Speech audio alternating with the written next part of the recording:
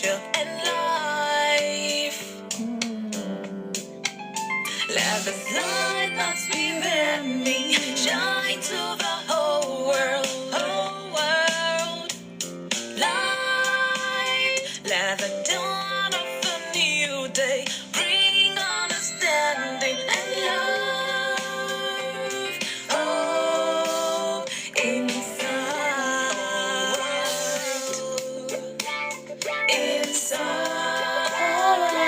yeah. Inside,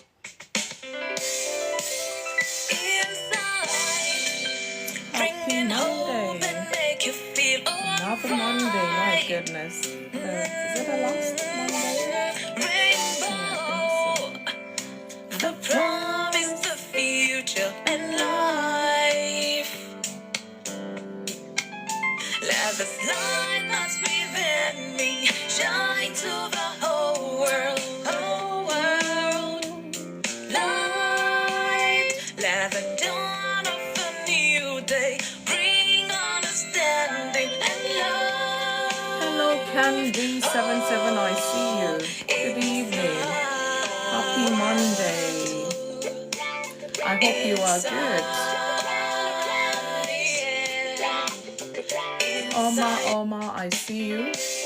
You're the same person as Bridget, I take it.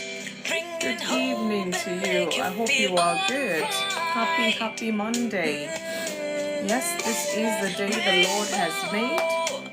Indeed, I'm gonna rejoice and be glad in it. I hope we are good. Oh, it's gonna attract viewers. Okay. Thank you, Candy. It's like you saw the screen. It says more likes can attract viewers, so we have to keep the likes up. Thank you so much, Candy. Let the dawn of a new day bring understanding and love. Aya, I see you. Oh, Good evening. Welcome to Insight. Happy Monday. inside, yeah. Thank you. Thank you so much, Candy. Thank you, Aya. I really appreciate that. Shine, I can see you hiding behind there. I can see you. I hope our weekend was good. Here in the UK, well, it's a bank holiday Monday, so I've had my lazy Monday today, to be fair. Stan, I see you. I hope you are good. Welcome to Insight.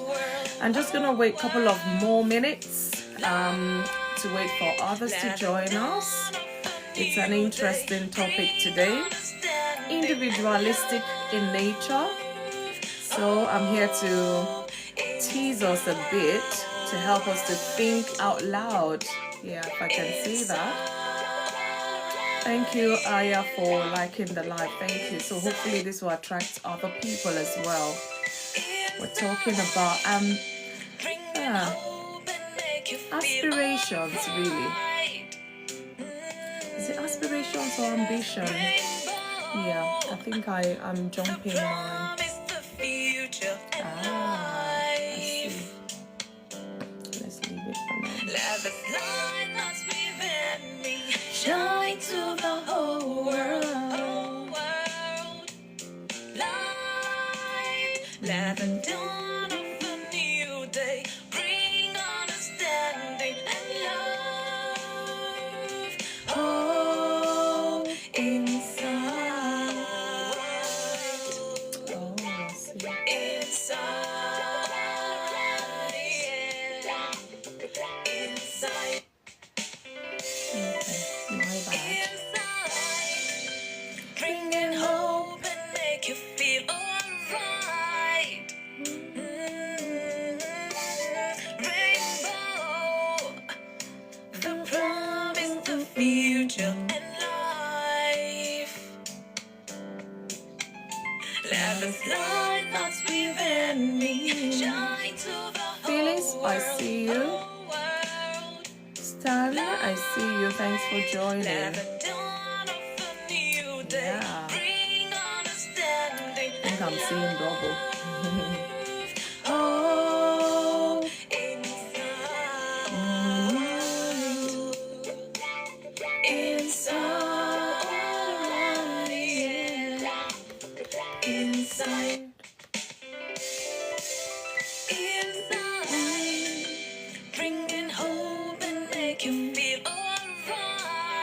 I hope our week have started off well. Sheldon, I see you. Thank you so much for joining in. Ambitions. Let the light that's within me shine to the whole world. Light, let the dawn of a new day bring understanding and love. Oh, inside,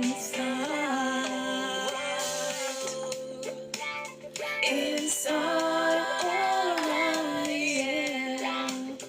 Inside. You're good? Bringing hope and make you feel You're good? alright. Well, okay. I see you. Woman of Purpose. Your name is coming up as now. I don't know why that is. Sometimes it comes up twice. Well, good evening. Good evening. I hope we are good. Yeah, don't worry. I'm slightly distracted, but yeah, I'm going to start off because I have a long talk today. And I'll try and make it as short as possible, God helping me. How are we? Welcome to Monday's Insight with FunmiRoyal today. The day the Lord has made, indeed, I am rejoicing in it and I'm also glad in it. I see you already, Leslie. Happy bank holiday to those who are in this part of the world. I hope our day has been good. I've been somewhat lazy, so pardon me today. Just accept me as I am today because I had to let my hair down before. I said, okay, let's pack it up a bit, but it's all good. Yeah, Leslie, I hope you're good. I hope you chillaxed a bit today. Thank you so much for the heart to me. Thank you, Leslie. Aquino, I see you. Thanks for joining. So I'm going to start off because it's a bit lengthy one. And yeah, because maybe I'm being ambitious myself, but it's all good. I'm going to start now. But guys, please, as you come in, please do me a big favor. Just a heart to me would do, and just help tap so that others can, be part of this live as well, and share to your friends. Let them be part of this talk. It's quite interesting for you and I as individuals. Are we really thinking about these things? Do we pay attention to it, or we're just living life, coasting or whatever? Are we ambitious about our lives? Maybe God is, today trying to draw your attention to this part of our lives as individuals, because this really play a significant role in anybody's life, really, as long as you're living, maybe not children too much, but then who says anybody can be ambitious, and then they work towards it. So I'm going to kickstart my talk, and at the end I'll expect us to send invites so that we can talk some more about this and try to remind ourselves, because it's part of our purpose for living. Well, some people, other than people chasing other people's ambition anyway. So, but yeah, let me not jump my notes. I'll just bring it steady so that we bring some focus to it, because it's a big topic, but God will help me today, because I try to cut bits off. I'm like, this is important for me, I have to share this. So I'm like, okay, so it's a bit long, but I would really try to keep to time, God helping me. So welcome once again. In case you're just joining, you're welcome to Insight with FunmiRoyal this beautiful Monday evening. Please share with your friends. Let them be part of this talk today. So the topic is ambition. I don't know whether I put S or not, because some people might feel, if you put S, that would be too much. So I just say, okay, let's keep it single or singular or whatever. But if you want, you can put S to it, ambitions or ambition, or whichever way. That is the topic we're talking about today.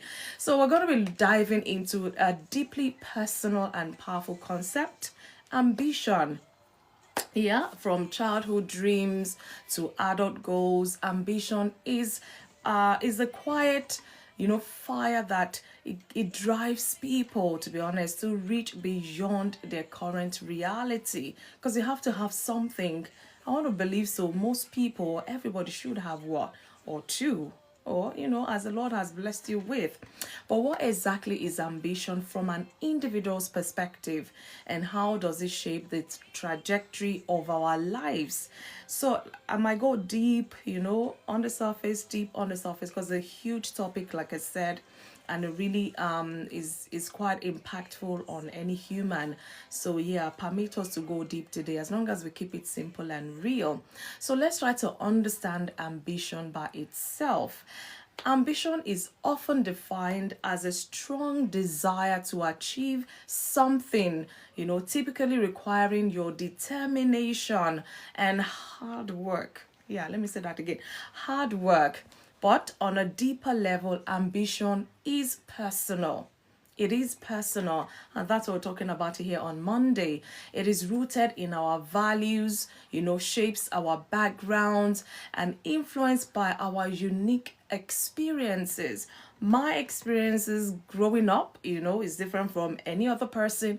And to even make it to go deeper, I have siblings. Each one's experiences in terms of our background, experiences of life were different. We went, through the same parents, but life ups and downs and all of that. So everybody has been shaped in their own unique way. But as a person, let's talk about this ambition today. So for one person, ambition may mean becoming a CEO. What is your ambition? For another person, it might just simply means raising well-grounded children. That is an ambition as well. Some people might say, I want to build a community library, and they go all out, whatever it takes, they work hard and make sure that this becomes a reality. Or breaking generational cycles. Maybe there's certain traits, could be health wise, whatever you've noticed in your family, and your ambition is to make sure this thing is eradicated. You don't want any more generations suffering from whatever it is. So ambition really varies. It is personal, like I said. Some people may tell you their ambition, and to you feel like this is child's play, but that is their life's ambition. That is what they're chasing after. So who are we to say this is what your ambition should be or not? But regardless, we're still going to talk about it. Whatever your ambition is, there's always a way you channel through it to reaching your goal. God is in the S. I can't say the full name. Good evening to you. You are welcome. I hope you are good. Happy Monday to you. So the expression of ambition is as diverse as the individuals who carry it. Like I said, mine vary to yours vary to mine. So why is ambition so important? Why does it matter? Let's go deep. We're going deeper now. I see you. Thank you, Leslie. Why ambition really matters. Ambition, it matters because it will bring about purpose and direction for you as an individual. Let's even leave relationship for now. Excuse me. If you don't even know yourself, you don't know what you're pursuing in life, and then somebody else comes into the picture, they will give you something to pursue, and it might not necessarily be what you want to pursue in life, and not really be something you're ambitious about. So it is important because it brings purpose and direction to any individual. So ambition brings or gives life a sense of purpose. It helps individuals set goals, make plans, and pursue them with passion. So really, ambition, passion, they kind of go hand in hand. So without ambition, people often feel stuck or they feel aimless. Some people are even passionate about whatever it is, but they don't even know how to channel it. They don't even know to what end and all of that. So it can be a bit of confusion sometimes. That's why I say, come on, let's talk about it here so we can put perspective to it. We can go back and self-reflect and find a purpose, a sense of direction in the right path to achieving our ambitions in life. Secondly, it matters because it brings about growth and development. Ambition stretches us, whether you see it or not. It will stretch you. It pushes us out of our comfort zones and into a new skill or networks or mindset. So it is through ambition that many discover their true potentials. Sometimes you don't know what you have on the inside of you until you get to a place something will have to squeeze that thing out of you, and you never knew you had that in you. ambition can do that. It brings about your true potential. And of course, it brings growth and development. Another reason why it's important is because it helps build resilience in the face of failure. Look, all the people out there that seem successful, go sit with them, have a chat with them, let them tell you how they climbed that success ladder. They will tell you once upon a time that ladder was so long they never thought they could reach, or they started climbing and they fall off the ladder all the way and they had to start again. So in the process, because they know they have to get to the end of that ladder, they had to focus. They knew what they were chasing after. So it kind of built this kind of resilience in people. It will. That's what ambition, that is what it does. So ambitious people often bounce back from failure faster because they have a goal. They know where they're going. Any setback like this, like they shake it off and they carry on. Jumo, I see you. Thanks for joining. So it builds resilience in the face of failure. It helps people to bounce back faster from any sort of failure. Why? Because they are not just chasing results. They are driven by vision. They see the end result, how they're going to get there. If they had to climb the highest mountain, swim the deepest sea or whatever, they must get there because they're focused on that ambition. It must come to fruition. This vision sustains them even when the path is hard. Trust me, it's never easy road to success. If anybody tells you that, I bet they are lying. They want you to spend longer on the journey, so to say. So tell them, yeah, it's easy. Okay, yeah. But tell me the ups and downs, the rough parts, how you came back to, to being focused and chasing after that ambition and all of that. So if people were to be true, they would tell you the ups and downs they had to go through to get to that place of success, quote and unquote. Again, let's look at it, ambition, as a double-edged sword. Yeah, so let's look at the double-edged sword of ambition. So while ambition is a powerful force, it needs to be balanced, because we need to know this. It has to be balanced. Healthy ambition, because I have to break it down, so that at least to simplify it. Ricardo, I see you. Healthy ambition is rooted in self-awareness. It's realistic, it's purposeful, and considers the well-being of self and others.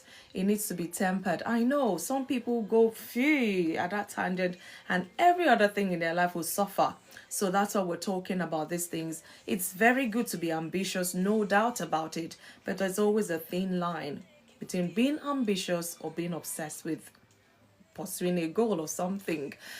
So you have to consider your well-being as well in the process of pursuing that ambition. So things has to be balanced. Again, toxic ambition, it can lead to burnout, unhealthy competition. Some people, they don't eat, they don't sleep because they know this person too is chasing something. It's like a competition, and even they compromise their morale sometimes, just so that they can win. And this is more important to them than any other thing. So we need to be careful when we're chasing that ambition. It comes at a cost, if not balance. Oh, a cost, many costs, sometimes if not balance. So that's why reflection and accountability is really very crucial when we're talking about chasing ambition or being ambitious.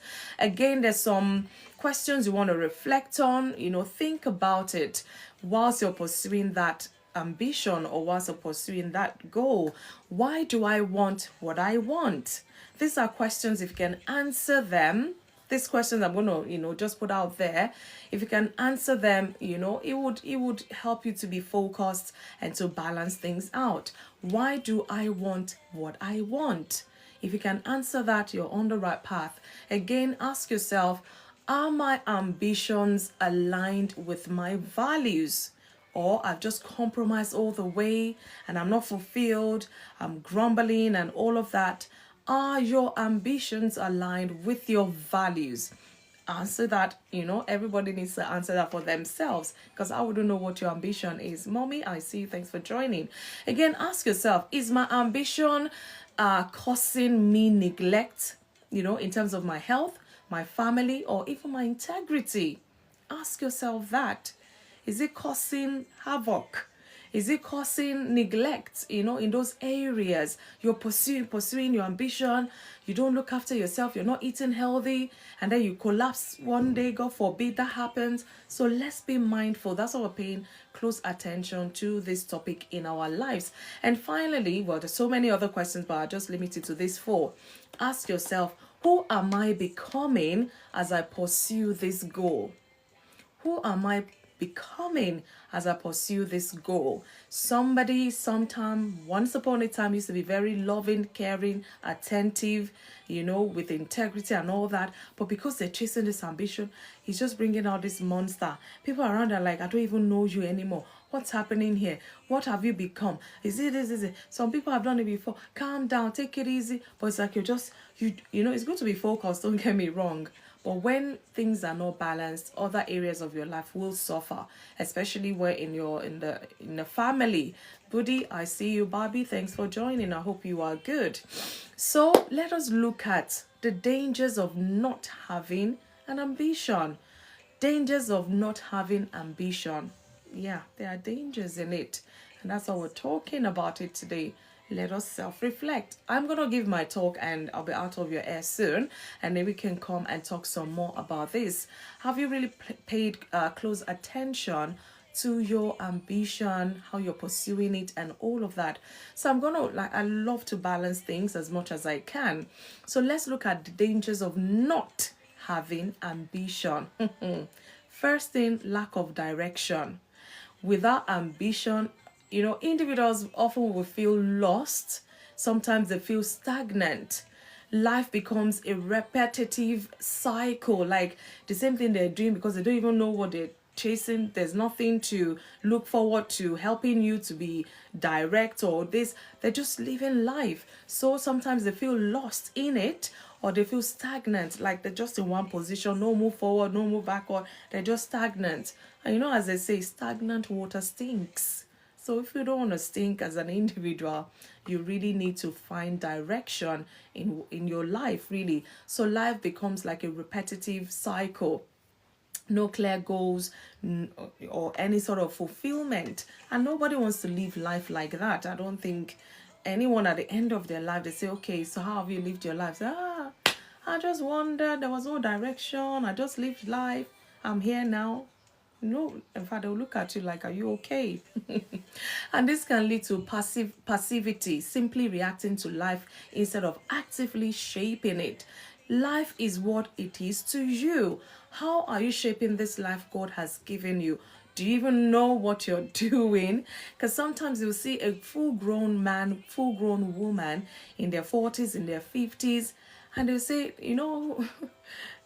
people they call NFA, no future, as my people say, no future ambition. NFA is they call them, no future ambition. They just living life, coasting. Whatever comes goes, anything goes. Until one day they just realize they're 60 years old. Hey, lack of direction is dangerous. Simply reacting to life instead of actively shaping it. So be mindful. Those are the dangers of not having ambition. Another danger is low self-esteem. Ambition builds confidence, through that achievement. So when you don't have a personal drive, you may begin to doubt your worth or feel unaccomplished. So be mindful.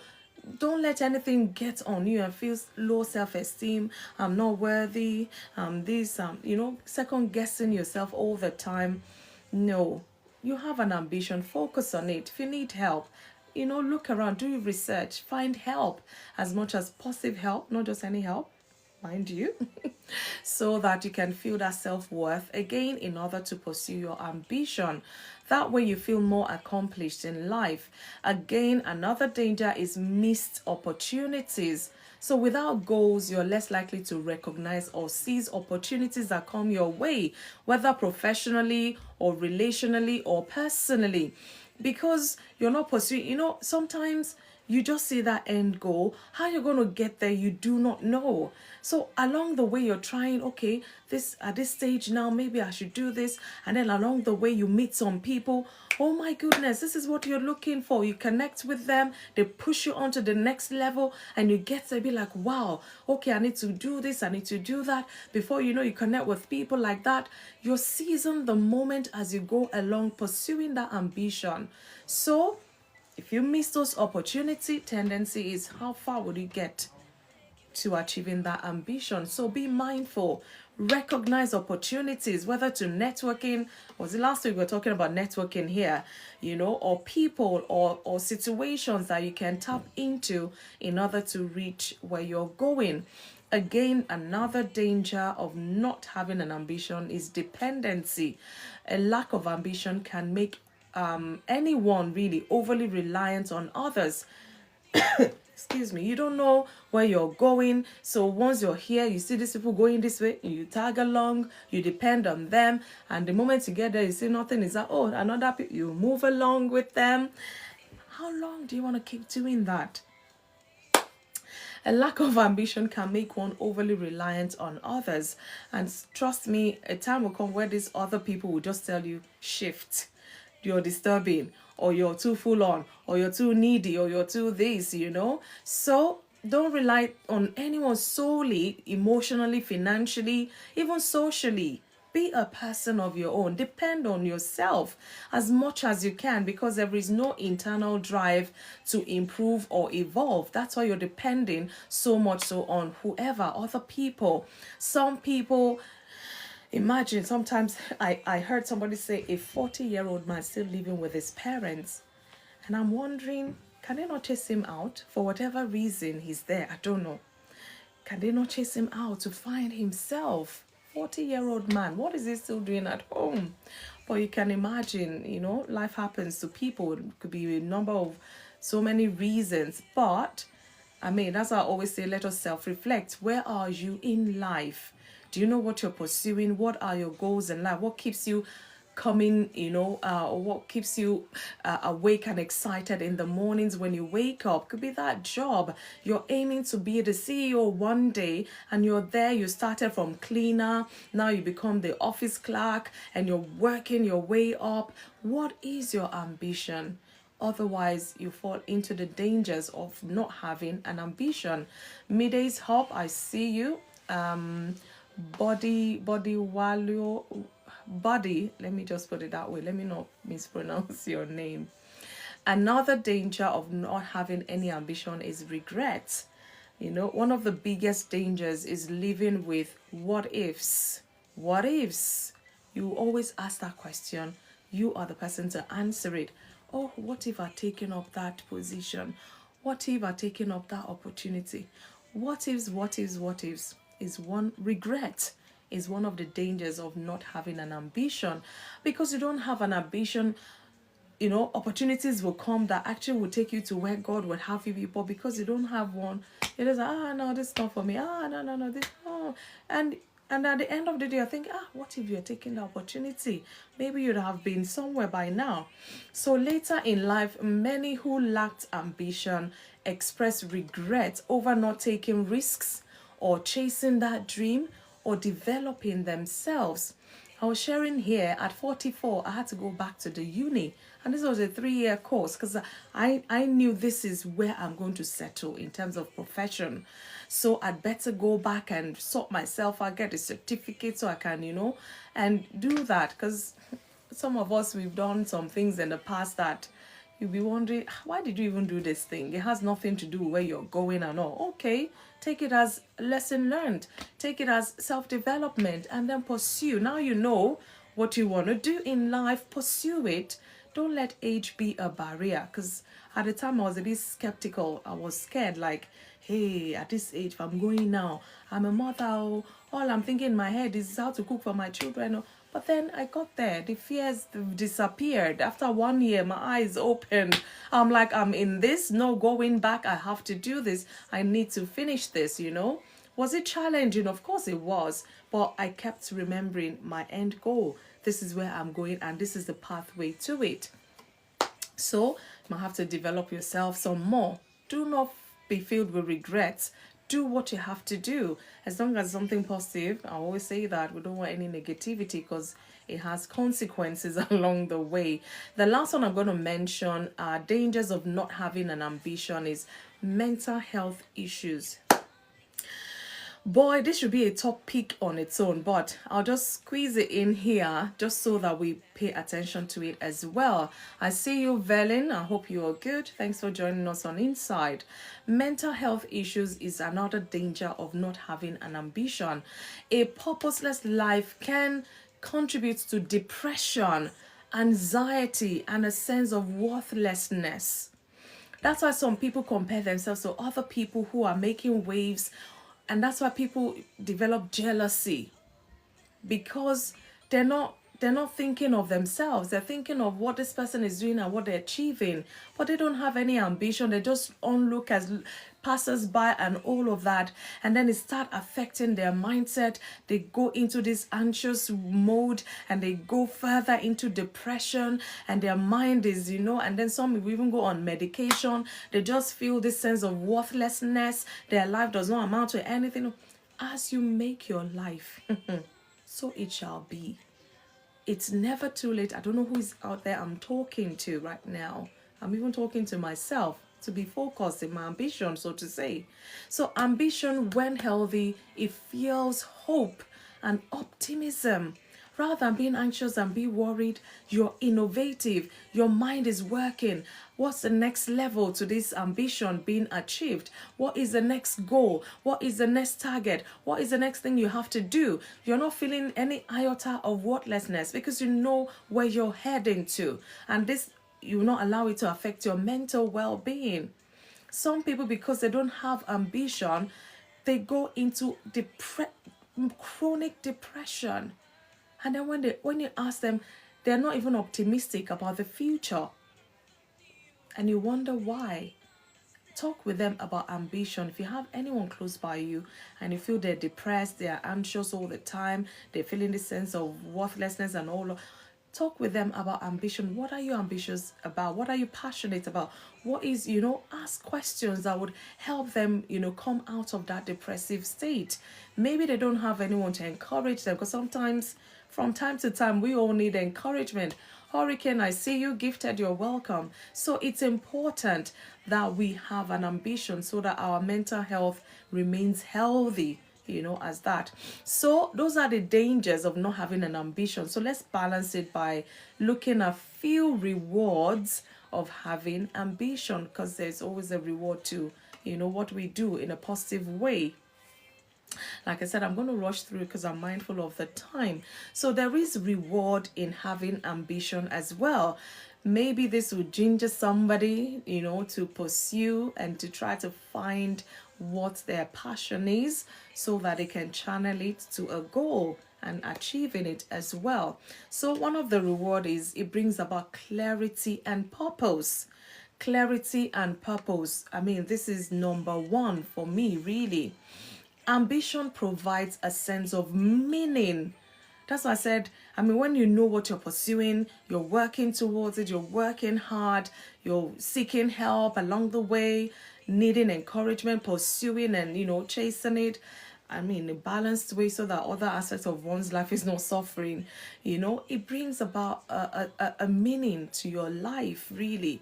You wake up each day knowing what you're working towards, even if it's not yet visible to others, but you've started, taking the initiative to kickstart something, set the ball rolling, kickstart something. Because sometimes when you see some people doing certain things you may not understand, it may seem out of place or out of character or whatever, but when you sit down with them and they tell you the vision, they tell you their ambition, and I say, oh, okay, so they have to really start from where they're at. And some people just, this is the ambition, and they just want to be there, bam, like that. No, they say we're bam, you will fall down, bam. Because there's lessons to learn along the way, people to meet along the way, networkings to be done along the way to get into where you're at. Because really, it's good to be ambitious, but it's not really solely all about you. You achieve that goal. Okay, so what then? Are you affecting lives positively? Are you challenging lives as well? So it's beyond you, it's beyond me sometimes. So we need to pay attention to it. Let's find a sense of meaning. Ambition brings clarity and purpose, and run with it. Do not get distracted by seeing other people. You don't know when they started and now they're achieving, and it seems like you want to achieve quick, and then you forget your purpose. You're chasing something else. You want to easy way, shortcut, and all of that. Calm down, Mr. Ambition. Mrs. Ambition, calm down. I see you, Ayo. Good evening. Alesh, I see you. Thanks for joining in today.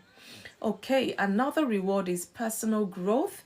I can tell you that within the space of those 3 years that I've been back to uni, I grew so fast, because knowledge, they say, is power. Ambitious individuals continuously grow mentally, emotionally, and professionally. Professionally, I can see now I'm a qualified counselor. I'm practicing counseling and all of that. I can boldly say that the me 5 years ago is not this me sitting in front of you. And I think it's actually contributed to this insight that I'm doing, because I have more insight, at least to my level. Certain things about life, even the life experiences, is more meaningful to me now. I cherish it some more, and it kind of propels me to where I am heading to. So personal growth really would come from being ambitious. The journey towards a goal expands your capabilities. So many things I didn't even know was in here came out. And I'm like, wow, I didn't know this gift was there. I didn't know this was there.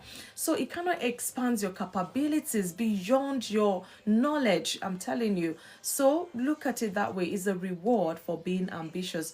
You get to have personal growth. And again, key thing as well, like I said earlier, is not just about you. Achieving that goal, whether professionally or whatever it is not really just about you. It brings us to this next point I'm going to make, which is the reward of having an ambition. Inspiration to others. Be a source of inspiration to others. Ambitious people often motivate and lead others. They become role models or friends, or role models for families, role models for the community at large. So don't look down on yourself, excuse me, especially when you're just, about catching that fire about the thing you need to do. The zeal is coming on, the passion is glaring, and all of that. Be mindful, because along the way you might just be inspiring some people, and it might not be immediate people around you. It might be others from afar. They just see your work, or they see something about you, and they get inspired just because you have an ambition you are chasing after. And in the process, you have small successes along the way, and people see that and they appreciate that, and they aspire to achieve that as well. Again, another reward is resilience. It will build resilience in you no matter what. Yes, ambition will. So when you have a strong vision, you can overcome setbacks more easily before you're focused on the bigger picture. So like I said, people climbing that ladder of success, if you sit with them and they tell you how they managed to get there, you would hear their own setbacks, how they had to overcome setbacks, how they have to overcome certain failures, how they have to overcome certain challenges to get to that top. So it's not always easy, but it can be achieved. So you have to keep at it. Resilience. You need resilience. If you're the type you're so lackadaisical about things, pray me some resilience. You need that. Otherwise, you may never achieve your goal in life. Again, another reward is fulfillment and joy. I can testify to that. When I see my clients on a weekly basis, I'm so grateful that I'm able to impact, this person, because otherwise our path may never cross in this lifetime. And when I'm getting new clients, I don't know who they will be, whether it's white, blue, yellow, green, or whatever. But my mindset is whatever they're bringing, Lord, help me. I mean, apart from being certified and all of that, help me to meet their needs. And sometimes when I'm ending with clients, especially the last sessions, some client can't even face the last sessions, but some will manage to come because it's very emotional and they know this is the last session. And then you kind of recap, has this counseling session so far helped you? In what way has it helped you? Do you feel, just ask all these questions and all, and they get so emotional, they wish they could have more sessions. Due to whatever reason, it has to come to an end. And when they say that, oh, for me, you've been such a help, you've opened my mind to this, you've done, when you hear those positive feedback, I feel joy, I feel fulfillment. Imagine every client, every single time, especially when you're ending with them and you have that session, it's always so fulfilling. And likewise, I've had some that said, you know what, I'm not too sure, maybe I need more time, or I'm not ready, or whatever it is. There's no right or wrong answer, but whichever way, you gave them that time. So it brings some sort of fulfillment to me as a counselor, as a person.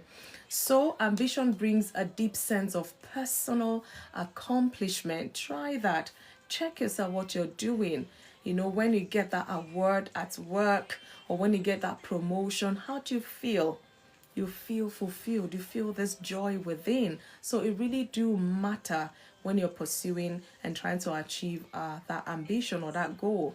Again, another reward is increased opportunities. Driven people naturally attract more opportunities, mentorships, partnerships, resources, and what have you, because they are seen as committed and capable. I've had, somewhere I'll just go and just chat with one person. I remember there were friends who brought referrals, and it's been like the opportunities come because of me pursuing this counseling career or counseling ambition, so to say. So don't miss out on that. When they're having maybe group events for counselors and what have you, my BACP every year, they always do that. They'll reach out to you and you feel this opportunity to be part of a community, and not just any community impacting lives, helping to changing lives, making the world a better place. This is what I live for. So in my capacity, as much as I can, I engage in that and I pursue that, and opportunities have been coming, I must say. Again, another reward is legacy. Ambitious people often leave lasting impact. And I bet, sometimes I get like thank you cards, especially on the last session. Some will buy a bouquet of flowers, some will buy chocolate or something just as a gift to say thank you. They wish they could pay me more, but just to say thank you for giving them that space to processing things so that they can be back on their feet and face life head on and all of that. So they build something meaningful. They leave a legacy. People who pursue their career and they achieve this, and whether it's in your family, in your community, in your career, or a cause, as long as you pursue that and you make impact as much as possible, you will leave a legacy. People remember you for that legacy you leave. So think about that, because it's very crucial. So having no ambition doesn't just limit your potential, it can rob you of joy, it can rob you of direction and the confidence to live fully. So on the flip side, healthy ambition leads to growth, resilience, and impact. But ambition doesn't have meaning. Doesn't have to mean chasing fame or fortune. It can be quite personal, like I said, and deeply meaningful. The people you impact, like I always say, touch one life at a time. You don't know that one life you touched might touch 10 people. At the end of the day, that in that progression, you are indirectly have touched those lives as well. So be mindful, be present, in there. Be wise when pursuing your ambition, and the purpose also is to be a change maker in your community, in your family, in your profession. We hear of big names, top names in certain fields, in the economy, is because they've left a legacy. They left a legacy, you know. So those are the dangers and the rewards of having or not having an ambition. So let's look at nurturing ambition the right way, because this is another crucial aspect to it. Yeah, I'm just going to be rounding up shortly. Yay, I think I might just be on time. So nurturing ambition the right way, because there could be the wrong way. I think Leslie was mentioning something there. There always has to be a balance, and that is where the danger lies, when people do not know how to balance the pursuit of whatever the ambition is. So nurturing ambition the right way includes clarifying your vision. Define what success looks like for you. That's why I say it's a personal thing. In as much as we're going to talk about it, you know, some more, discuss some more about it, it's a personal thing. Define what success looks like for you. Because if I were to define success to you, you might think, no, I don't think that's success, because for you it is not. For me it is. Oh, good evening, Pastor. I see you. Thank you so much for joining. So don't just inherit someone else's dream. You need clarification of vision for yourself so that you can pursue that. I think once upon a time we talked about careers, or our parents imposing their own career on the children, or imposing, say for example, a parent, they want their child to become a doctor, and this child tried and tried and tried. Okay, eventually became a doctor, and now this doctor has grown. Now he's married. He wants his own child to be a doctor. And this child is saying, Dad, I don't want to be medicine. No, no, no. I want to pursue another, you know. And then they force this child, and this child managed to go to uni and do medicine and came out to be a doctor. And then their unfulfilled dreams is still living in them. Imagine maybe that child wanted to be a lawyer, but because the parents were so insisting that you must be a doctor. And then this now, you know, this child now, this is now the third generation, has grown, and they really wanted to be a lawyer, but their parents didn't let them. They will now want their child to be a lawyer. It's like their own failed dreams or regrets in life. They now lord that over their own child, which is not good as well. So let everyone ask your child from time to time, what do you see yourself doing when you grow? And start guiding them. Don't put your dreams on them because you failed to achieve it or you failed to accomplish it whilst pursuing whatever in life. So we need to be mindful. We need to be mindful. Everyone needs clarification of vision so that they know how to pursue their dreams, so that they can achieve that. Another right way to nurture your ambition is to break it down, because sometimes it can be very big. Big ambitions need small steps. No matter how big that ambition is, you really have to start from somewhere. Ayonitemi, I see you. Cause good evening to you, sis. I hope you're good. So create achievable milestones. Say for example, you're going to 10. To get to 10, you can start 1, 2, 3, 4, 5, 6, 7, 8, 9, 10. Maybe that's how you work. Good. Kudos to you. At least you get to 10. Or you can do 2, 4, 6, 8, 10. That could be your progression. So create achievable milestones for yourself so you don't get so overwhelmed and the ambition looks so big and you just give up before you even started. So be mindful, break things down so that you don't get too overwhelmed.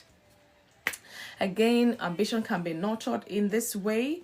Build a support system. Trust me, all those successful people we see out there, if they tell you the kind of networkings they've done over the years, those people, like everywhere they go, everybody knows them, because at one point in time, maybe once upon a time, somebody was a cleaner in a shoe shop. Their father was a cobbler or whatever. They learned a trade, but then they wanted something bigger than their fathers, and they had to start by cleaning shoes, mending it or whatever, until they get to that place where they start designing their own shoe that they see in their mind. And people are rushing this because, you know, that's where those designers, I think, came from.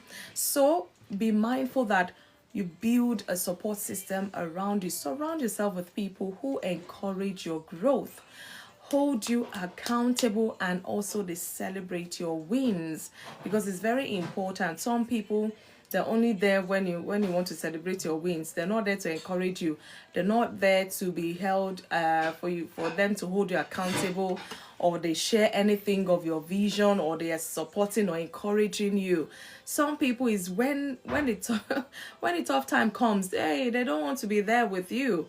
They don't want to be part of that support system. But when you're celebrating your wins, now we want to be there. So be mindful of the support system you have around you. Challenge those support system, because times will come when you really, really need them, and hopefully they'll be there for you. 8th, good evening. I hope you're good. Again, stay flexible. Sometimes life would redirect. Oh, thank you so much for the heart me. Sometimes life will redirect us. Be flexible. The aim is still to achieve that goal, and you don't know how you're going to get there. Sometimes you have to go left, right, zigzag like that. Sometimes you go up, you go back down, you go sideways and all, just to get there. Fair weather friends, I know. Only there for the wins. God help such. I know that some people, it's when they know you're celebrating, that's the only time you will see them. That's the only time they'll pick their phone. It's happening. So as I was saying, stay flexible, because like I said, life will redirect you sometimes. Fine, you have this goal in your mind. How you're going to get there, you really do not know, but you know the end goal. So be flexible so that you're not too rigid, in case you might have to divert to the left for some season. Don't just think, I must be on the right all the time. You might miss one or two opportunities. Don't abandon your ambition regardless, but be willing to adjust the route, because you don't know where you have to go through at what season in order to get there. So be flexible. Again, celebrate progress. Like I said, if you've broken things down from one level to another, every level you overcome, you achieve that, little successes. Make sure you celebrate it, because this will ginger you to keep going. Don't wait until you reach the peak to celebrate, because you might just be worn out. Even when they're celebrating, you're just useful. Let me not say otherwise. You're just lost. Like, what are they celebrating? Can't they see you're exhausted? Can't they see you're tired? Be mindful, because every step counts. Every step counts. Small wins, celebrate it. Don't overindulge, because you don't want to be lazy. So you have to be on track and be focused as well. So I'm just about rounding up. Yay, I made it. So my final thought is this. Ambition is not about comparison, because people tend to mix that up. It's not about comparison. It's about becoming the best version of yourself. When you are level 2, you were a certain mindset, you are of certain network, you have certain support system, and you've managed to do all that is needed to be done. Bam, you have that win, and you go to level 4, because we're doing that 2, 4, 6 progression. When you get to level 4, it'll be a new terrain, but you know where you're going. It's like, this level, I don't even have a clue. Can I bring the networks from level 2 to level 4? Maybe 1 or 2. Oh, I need to network on this level. Who can I find? Who is there? And before you know, opportunities will come, because you're going to look for. And be mindful, like I said, every level you accomplish, be mindful that you don't throw certain good people away, because you might need them on the next level as well. Keep relationships as much as possible. So like I said, it's becoming the best version of yourself. It doesn't always have to be loud or grand, but be ambitious. Sometimes the quiet ambition of living with integrity, loving deeply, or creating peace in your own home can be more powerful than any title or trophy. Some people, or for example, a woman might say, look, my greatest ambition in life is to raise my children, so I'm not going to work. My children will be my work, because I'm going to have a house full of them. And they sit down and talk with their spouse or whatever and talk about this. And okay, if you want to look after them, then this person will know they have to cut their coat according to their cloth. You cannot be extravagant unnecessarily and things like that. So it comes with a lot of habits. It comes with a lot of sacrifices sometimes. So be mindful. If it's integrity, keep at it. Whatever you find yourself doing, that is your ambition in life, to be a person of integrity all the way. It could be you want to love deeply all the way. That could be somebody's ambition. It could be just creating peace in your home, no matter what. Anybody's not okay, oh, you are not okay, you must make sure everybody's okay. Some people, that is their ambition, and that is a powerful thing. As long as you're focused in it and you're balancing it, you find time for yourself as well. So again, there's some questions I'm still going to pose to us to ask ourselves. Ask yourself, what is the dream inside me that refuses to die? In case you're wondering, what is this ambition Funmi talking about?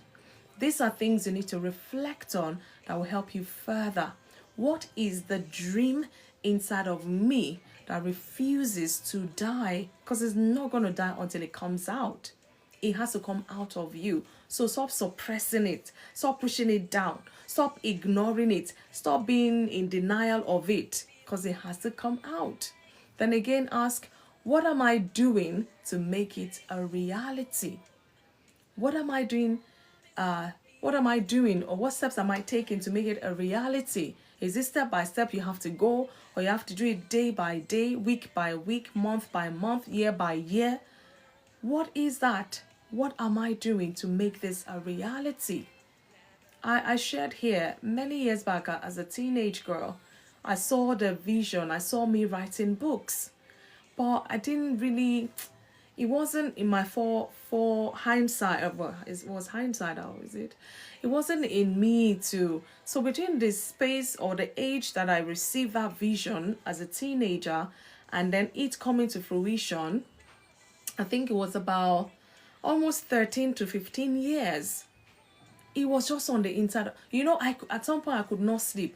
I was pregnant and I could not sleep at night. The thing was that you must write this book. So when everybody's sleeping and snoring, I just kept typing, ta ta ta ta ta. It's like that thing, it just had to come out. Otherwise, I didn't have peace. So mine was step by step, the first book.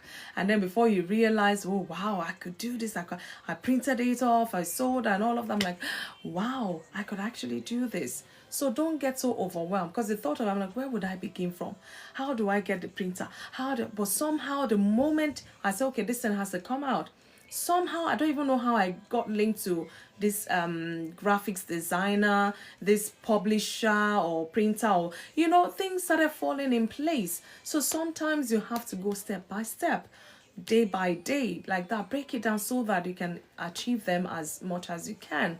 The world needs your ambition. The world needs my ambition as well. But even more than that, you need to give yourself permission to pursue it. Some of us have ambitions that are so big, we get so overwhelmed, we run away, we don't even pursue it. And we know at the back of our mind, in our heart, that this thing, whether by hook or by crook, it must come out, because it's going to bless others. So you have to look beyond you, like I said. Your ambition should be more than for you. It's not all me, myself, and I all the time. Truly, thank you, A13, for liking the live. I see you, Mimash. I see you. Thanks for joining in. The Netta Chim, I see you. Thank you so much for joining in. So I'm just about rounding up. Ambition, when nurtured with balance and humility, it becomes the fuel for a meaningful life for any individual. I'll say that again. Ambition, when nurtured with balance and humility, becomes the fuel for a meaningful life for any individual. That is the end of my talk today. Yes, I made it. And the question today is, can a person live a truly fulfilling life without any clear ambition? Can a person live a truly fulfilling life without any clear ambition? Guys, thank you so much for listening. Make you feel alright.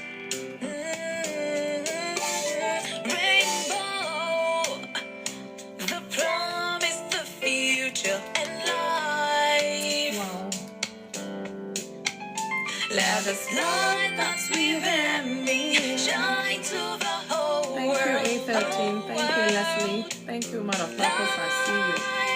Let the dawn of a new day bring understanding and love.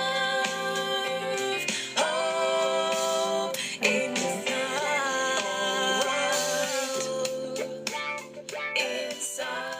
All around me, yeah. So that is the end of my own talk. I hope I've been able to expand it as much as possible, and I hope you're able to gain one or two things that you've picked that you are going to reflect on as you pursue your ambition in life, because it's very crucial. This is a very crucial aspect of any individual. What are you pursuing in life? Or you just have that passion, you don't know what to do with it. This is the time to sit and reflect and, ask your creator what channel, what way, you have to go about pursuing this, like I said, in a healthy, balanced way, so that other aspects of your life is not suffering. So can a person live a truly fulfilling life without any clear ambition? So that'll be our focus of discussion for today. What is it again? Drag the puzzle piece into play. Oh no, I like puzzle. So since I haven't brought puzzle in a while, they're giving me puzzle here on TikTok. Guys, send your invite. Let us talk some more about this. You can share, your lived experiences. Maybe you thought this was your ambition and now you discover that actually that wasn't. This is it. How did you navigate that? How did you transition from one to another? What were the challenges? Things like that. Let's share our experiences, and hopefully one or two people might just benefit or learn something tonight, and they do the needful by themselves as well, because it's very crucial. We can't just be coasting in life, no future ambition, no nothing. As this one comes, you go. As that one comes, you go along with it. For how long do we want to keep living life like that? Are you going to achieve anything really? So we need to be mindful. You know what? This is not coming on. Let's see. Okay. So good evening, everybody. Thank you so much for joining in. I see you, A13, woman of purpose. Good evening. I'm still recovering from that cake. I'm still recovering. Well, I'm glad you're still recovering from the cake. I'm not going to stay on too long today, because I got an early morning meeting I need to prepare for, because today is bank holiday. I didn't prepare nothing. I'm going to go straight into it tomorrow morning. So you had a lazy Monday. No, I haven't. I've been out again celebrating. That's it. Post party. Post party. I have to catch up with people. So yes. Oh, yeah, it's fine. So no worries. Yeah, we can kick off the chat. Leslie, good evening. I see you as well. So I've given my own talk. Let's hear your perspective to it. And if you want to start with the question of today, I know, happy birthday to her. It was a wonderful day on Saturday. We had a lovely time. So thank you, Leslie. Thank you. Oh, yours was on Saturday. Mine was yesterday. You're my Pisces. You're my Gemini twin. Gemini twin. Birthday to you. Happy birthday. Children flooding inside. Happy birthday, dear Leslie. Happy birthday to you. The celebration on Saturday. The whole weekend was celebration. So you did not invite us. And my sister, I didn't plan anything. They just set me up. It was just Saturday. And then Sunday, my friend took me out. I was out. By the time I came back home, I was wiped out. You didn't even tell us. We were here on Thursday. You didn't even say Saturday or Sunday. Yeah. At this my age, I don't want to mention birthday. I wasn't interested. In fact, hey, my family, they were like, another year. You must mention birthday. I'm not interested. That's my thing. So, celebrate life. Celebrate it.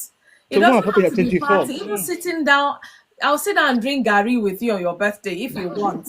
It's beyond, you get to a certain age. It's not like, even me now, people, they've been asking, what are we doing next year? I said, next year, let God hold. Let's please, we've not even done this year. You're asking about, of course, God's a big one. I said, please, even me, I'm so scared. So it's just about, getting together and celebrating your day. Yeah. Ah, Mm. happy birthday all the same, even though you didn't invite us. Yes. Happy birthday, my Gemini brother. Thank you, thank you, thank you, thank you. So you are 24th of May. Wow, one day. Okay, we thank God. Yes. Wow, happy birthday to you. Wish you long life, prosperity, in good health.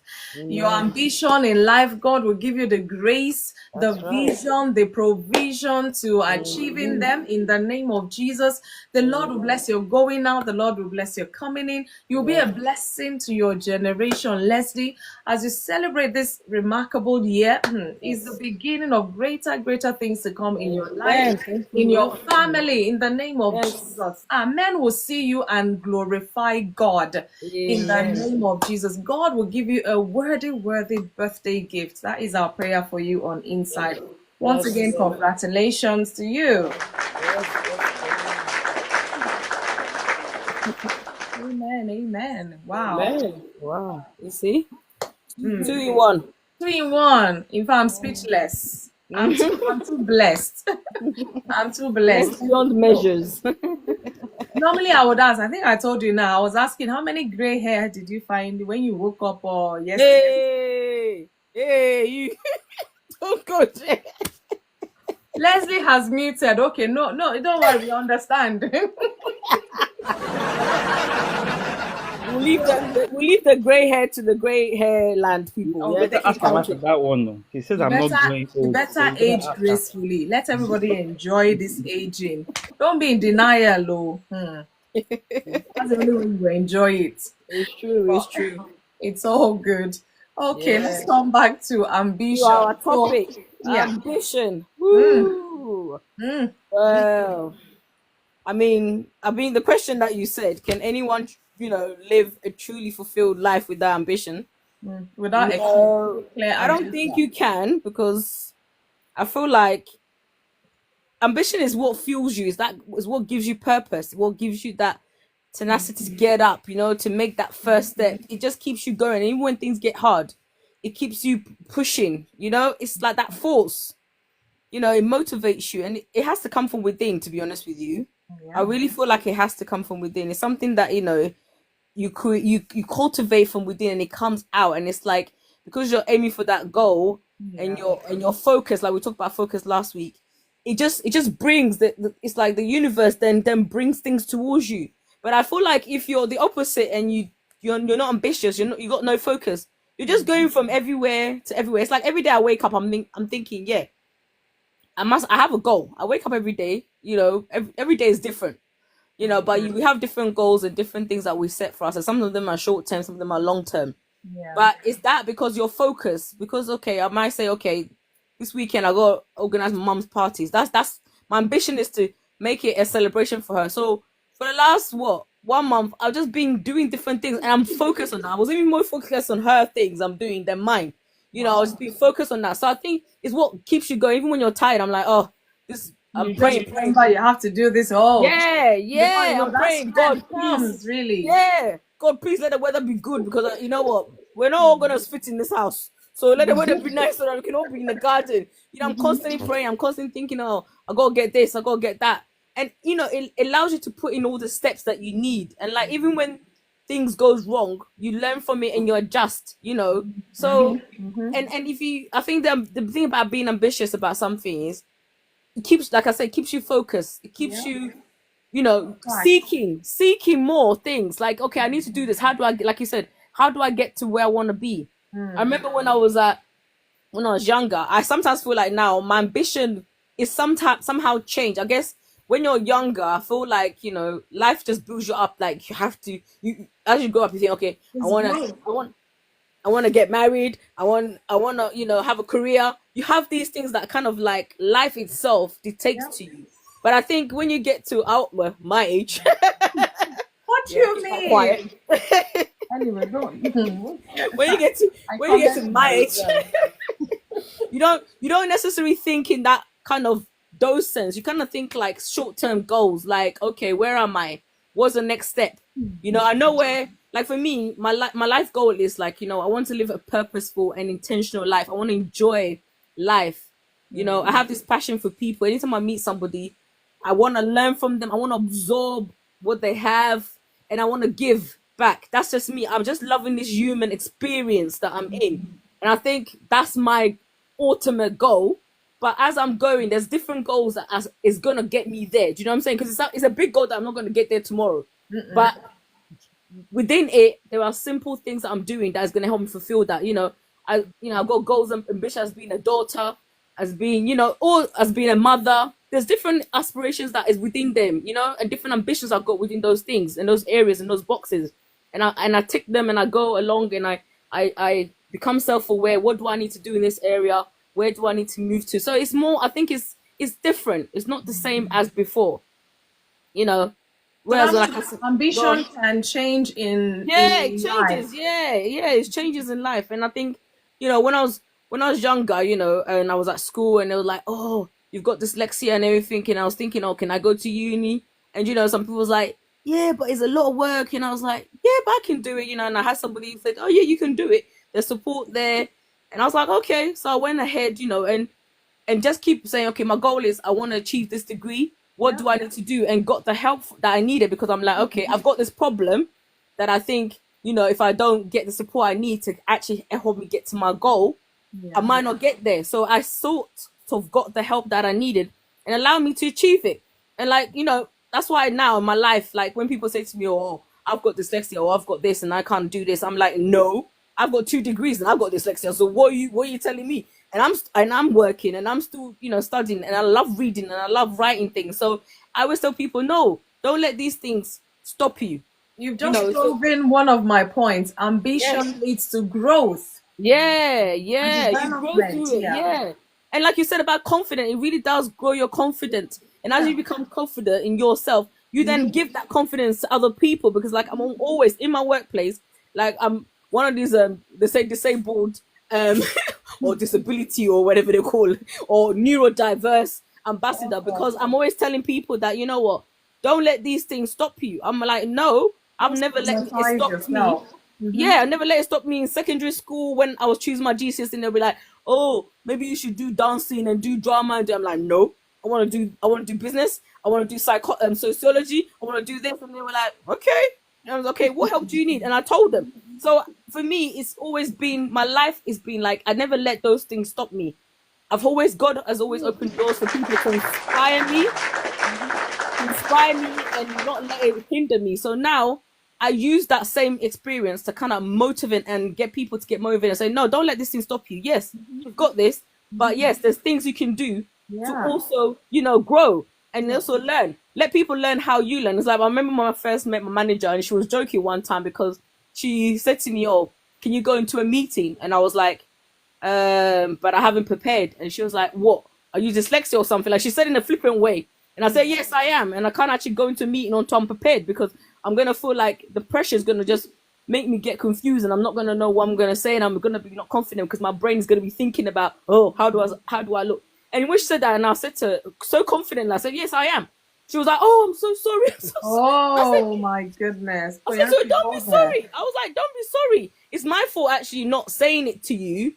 And like, since that day, honestly, it works, because she will never throw me in a deep end and be like, oh no. If anyone says anything like, oh, you want us to do something, she'll be like, oh, you need to give her time. You need to give her the agenda. You need to give her time to prepare, because that's how she works. So sometimes I tell people, don't hide these things from your manager. Let them know. Put things in place. You work differently. There's nothing wrong with you. Yeah. God create us all differently. We learn differently. Don't let these things stop you. Because a lot of times we let these things like stop us. Oh, we don't think we allow people to stigmatize us. Yeah. And hide under that stigma as well. It's not good. Yeah. So I'm like, no, you don't do that. And I use, like I said, I just encourage people and be like, you know what, go ahead. If I can do 2 degrees, you can do 3. Just don't let anything stop you. Don't let anything stop you. Anyone stop you, because you know what? If we don't speak for, ourselves and the people to come behind us, then things are not going to get any better. So like when you talk about ambitious, like you're saying about when you're ambitious in life, you're growing. You're growing confident. You pass that confidence, that knowledge to other people. They grow, and it's like a ripple effect. It's like it just keeps going. And it's very infectious. I mean, when you're around ambitious people, well, positive and positive, ambitious people. Some people are so driven that they will cut throats, and I don't like that. That's very negative. Those ones are deadly. No, Those ones are deadly. They don't care who they hurt along the way. They'll throw you Step under the bus. and They'll throw you under the bus. That's And brutal. yeah, no, I'm not talking about. But you know, when you're close to people who are ambitious in life, and generally in a good positive way, it powers you. It builds something it unites something in you and makes you wanna, also take up your mantle and start running. And I think that's the good thing about it. And I love the fact that you said about balance. Well, everything in life is balance. If you do too much one side, you're going wrong. If you do the other side, you're going the other way too. I mean, but I think lack of ambition totally kills. It kills dreams. It kills people's purposes. It kills a lot.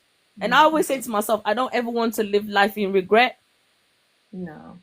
Because I wouldn't want to be like at a certain age and be like, oh, I wish I'd done this. And I feel like because I always push through, it's also impacting on my children. Like, they're all going to uni, they're all studying hard, they're very hard working, because they're like, sometimes even tell people, they're like, my mum, she has 2 degrees and she's got dyslexia. So, you should be like, you don't have an excuse. You don't have an excuse. Like, my mum has done it, you can do it, And her time is things were different. Now, now you got all the support, the internet is there, so nothing can stop you. So that's what I'm saying. It just has that ripple effect. It just ripples everywhere, and it just, spread positivity. And the same thing can happen if it's negative, isn't it? You can spread negativity, but let's just focus on the positive thing, because it is good. It's a good thing to have ambition. There's no way you can live this life without being ambitious. Because how would you self-actualize? How would you feel fulfilled? Good question. Fulfillment, you have to have a purpose. I mean, imagine if today your purpose for today was to make sure I had 3 square meals, and you achieved that.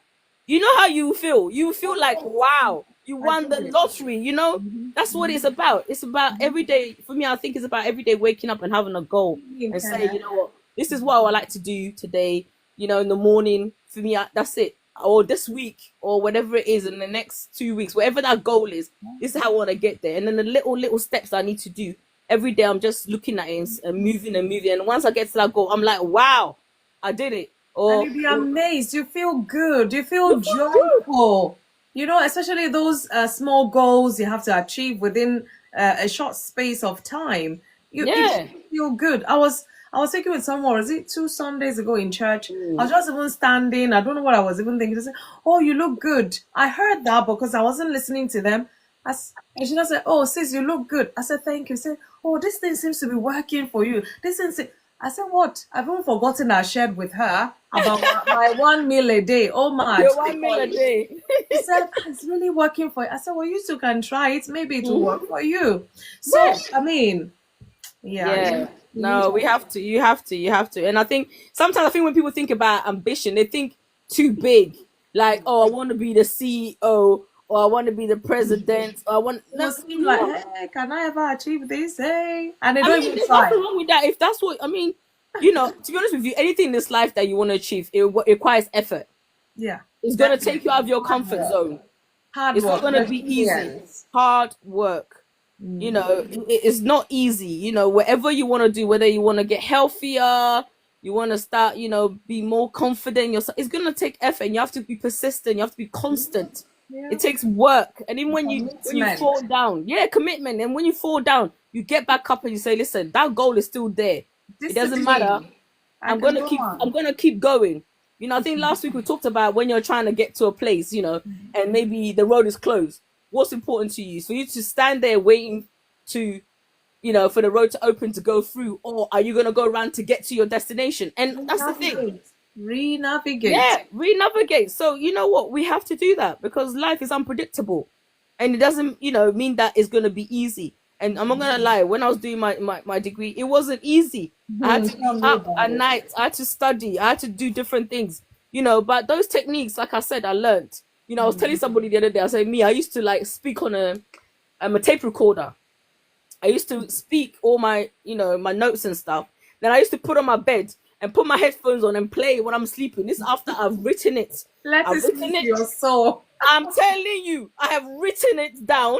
I have spoken it, and I'm hearing it. Like, is the 3-3, and then I'll go to the exam, and it's like it plays in my head. And as soon as I walk out of the exam, don't ask me what I wrote because everything will just be deleted out of my head. My head is like, boom, get rid of it. You don't need it. That's it. It's gone. That's it. That is gone. And it's funny. I think it was my sister I was talking to, and she was telling me because she was doing some exams, and she was telling me that that's what she does. And I was like, oh my goodness. So you do the same thing? She was like, that is so funny, and we were just laughing about it. But obviously she doesn't listen to it, but she writes it because when she writes it, she sees the words, and then it's like she memorizes it, and then she's able then to write it back. So we're just talking about how different people learn. And I do. I put it in a song. You see, it could be a hymn, and let's say ambition. Now the definition of it, I'll put it in a hymn. Ambition, my da da da da. When I get that, I say, what is ambition? Hey, I'll be singing. People think this one is so happy doing the exam. They don't know that. They don't know that. The tape player is playing ahead. The tape player is playing ahead. But that's it. You gotta find your own way, and I think that's another thing. Even if, like, for example, I want to become a singer, your way of you becoming a singer, my way might be different. I don't have to go the same way. And sometimes when people want to get to the same way, someplace, a destination someone has already been there, we want to walk the same route. But sometimes our routes are different because our experiences are different. We are different people. So therefore, we have to, like you said, be adaptable, be ready for change, be ready to be flexible, and, to be able to maneuver, and I love, like, people like I read about, I know Richard Branson back in the days, and there's different people I read about, and they inspire me because when you think about it, how their life started and stuff, you're thinking, wow, but they were ambitious. Whatever they had, and then it reminds me of the story of the talent, the talent that, was given to people. It's like, how do you use it? You've got it. How do you use it? And everybody used it differently. Some people it worked for them, some people did not. So we all have talents that are given to us, and we all have to just use it how we can, and just be willing to just pursue it. And it doesn't matter, whether you make it to become the A star. Like, I always think about, I love movies. I always think about all the celebrities. Like, you've got like the A stars of movies, and then you got the B and wherever else. It doesn't matter. Reach where you want to reach. You're a star. Impact where you want to. Impact. You're a star. Yeah, you're a star. Exactly. Impact. Then you get invited. When you get invited to Oscars, everyone is there, isn't it? Whether you're all there. So just be content when you achieve your goals. Like you said, also celebrate. Because I think sometimes people become so fixated with achieving goals, they don't even stop to celebrate the win. Breathe and bask in that little success. Evaluate it. Okay, what did I get out of that? What can I use for the next stage? And then celebrate, enjoy, and then move on. But sometimes, like, okay, now I've done that next. Like, breathe, and re-strategize for the next level or for the next thing. That's it. So yeah, definitely. Your question to that is no. There's no way. Okay, thank you. All right. We want to say hello to 813. Good evening, 813. Thank you so much. Love. We're going to go down to Leslie, are you there? I better be. Jem. I think he is. I'm here. Yes. The floor is yours. You remember the question? Something about today I think I came early today. Thank God. You did. You were early. He heard the talk. So these rare days I was managed to be early. I'm just doing a lot of. Thank you. I guess we're taking advantage of the bank holidays. I'm telling you, it's good. Thank God. Well, if you want me to repeat the question, or you want to just chip in anyway, that's fine. But it says, can a person live? So maybe I should ask you, what came to mind as you were hearing me give my talk? There were some things, because I noticed you were typing some things. I picked some had gone before I could see. Yeah, it's good to have ambition. The scripture is not against it. I think it's how we go about it. That's the issue. And I think that's the real thing. It's just how we go about it. There's a scripture. I think it's in 2 Timothy. I think is it 2 Timothy. You can paraphrase. It's fine. Yeah, I found it. It says here, and I think this is I think is a good grounding and a foundation, because there's nothing wrong with ambition, but it's how you go about it. And I love this scripture because it really gives that kind of like a good balance to it. It says here, it says share in suffering. Second Timothy 2, I'm reading from verse 3. It says, share in suffering as a good soldier of Christ Jesus. To please the recruiter, no one serving as a soldier gets entangled in the concerns of everyday life. Also, if anyone competes as an athlete, he's not crowned unless he competes according to the rules. And I think that's a very good basis. Like, yes, it's good to be an athlete, win, but you still have to do it according to the rules. God is not. If your ambition is going to be that ambition that you will destroy people's lives just to get to the top, according to God, that is not according to the rules. So yes, in terms of the athletes, yeah, do well, but it's still going to be according to the rules. We've seen athletes who they got the gold, and then they found out that they didn't compete according to the rules, and they were disqualified with all their training and everything. They were disqualified because they didn't compete according to the rules. So in our ambition as believers, especially as believers, let's do it in line with that. There is a moral fabric to how we're going about it, that God is looking at it. He's not so much concerned about the end goal. He's looking at who we are I'm becoming. just thinking in my head now, whatever things are true, whatever things are pure, Yeah. whatever things are lovely, along with your ambition as well. Yeah. Yeah, so it's important that in our ambition we are also doing it in a way that it is not destroying life. We're not doing it to harm people. And of course, everything that God gives to us is always going to be a blessing ultimately. Now, granted, not everybody's going to understand, not everyone's going to be in agreement, and a lot of things that we are called to do, even whether you're never going to get people agreeing in the beginning. In fact, it's better to just keep it to yourself and just get on with the work. Prepare for it. Not everyone's going to be applauding you in terms of what you may feel is your ambition in life, but once you start to do it and you begin to see the results in it, people mind will change. A great example is Joseph. We see that in the beginning. Now, God never told him he's going to be prime minister, but he showed him where he was going to be and what kind of person he would be. But he didn't tell him this is the role and title. No, he just showed him you're going to be someone great. Your family will bow down to you, and he gave him two dreams. But he didn't tell him the name, the title, or even where. He just showed him a vision, And I think oftentimes that's what God does, because things our careers change and everything, but ultimately the calling will be the same. It will ultimately fulfill what God wants you to be and do ultimately. So some people, God might call them to the life of, generating a lot of wealth and capital. And they will not necessarily have that title, but as Leslie, they're going what you're saying is just making me think back to my own vision at age 19. I saw my name on books, whether I was going to be fiction, whether I was going to be gospel, whether I was going to be, I didn't know. I just saw those books with my name, yes. And it's now that at least I can tell you the three and number four, maybe. I don't know what the future ones, I do not even know until, that time comes. So, yeah. Yeah, so it's very, very important. It's good to have ambition.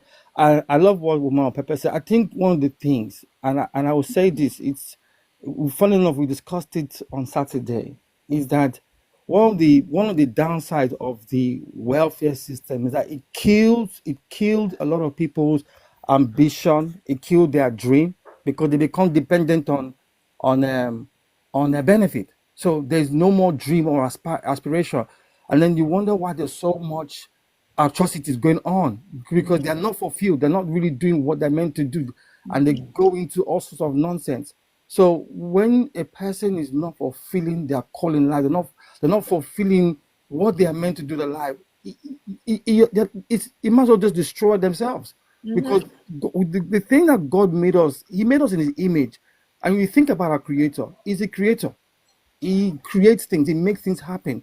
And so the very ignition of a person is to be creative, put things into action, make things happen or be part of a process.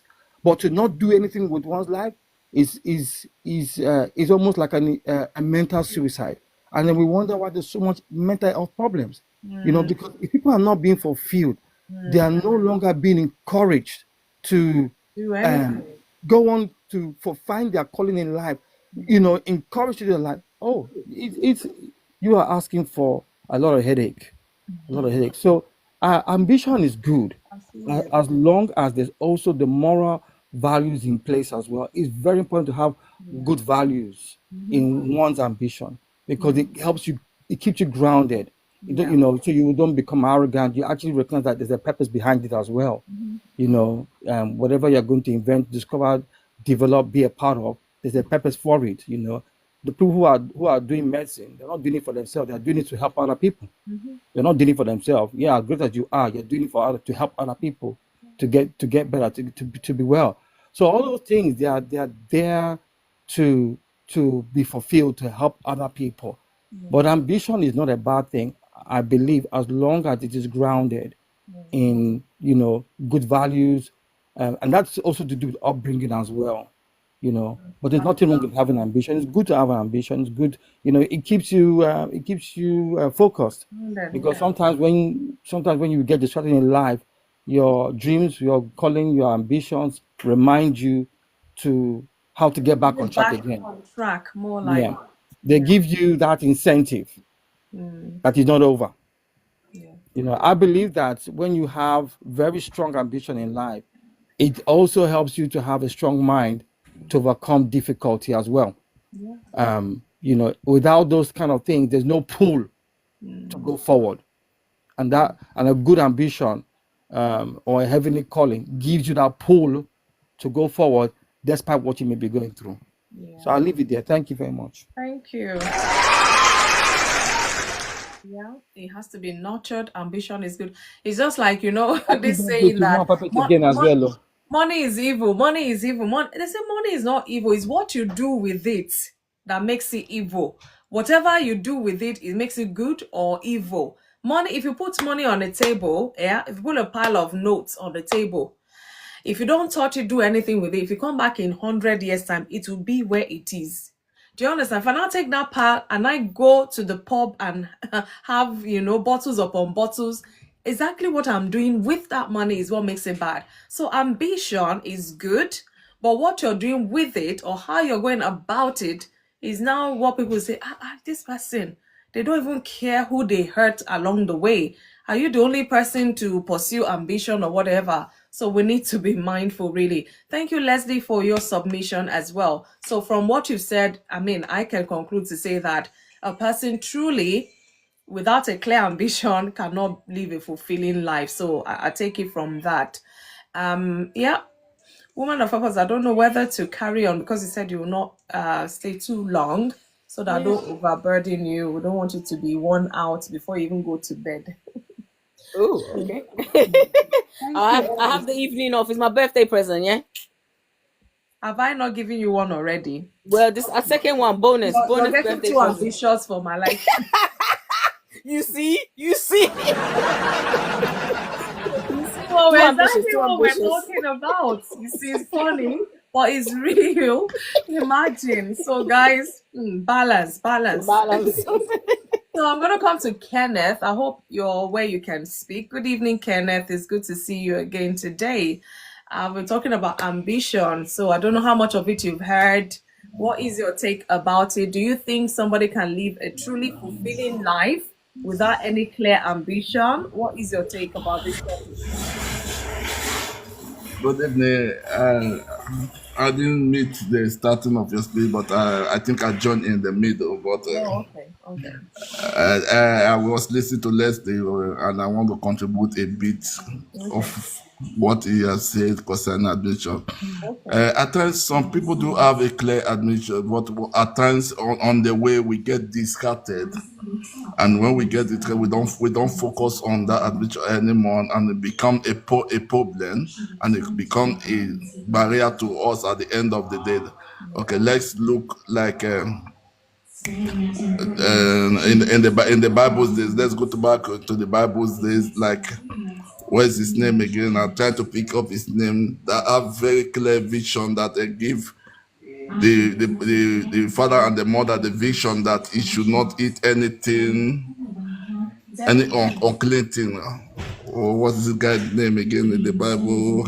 Sorry, I missed that. There's so much noise from your background as Yeah, well. Okay. because I'm at work. Oh, okay. Oh, thank you for. Yeah, I'm trying to pick up where is network so Who that I is this can. person? You describe somebody. Okay. Hello, can you hear me now? Yes, we can. Yeah. Okay, we do just Joseph like an example now. Let's use Joseph as an example. Joseph was so focused. I wish he was not focused in the house of Potiphar because he get a clear vision of what God has shown in.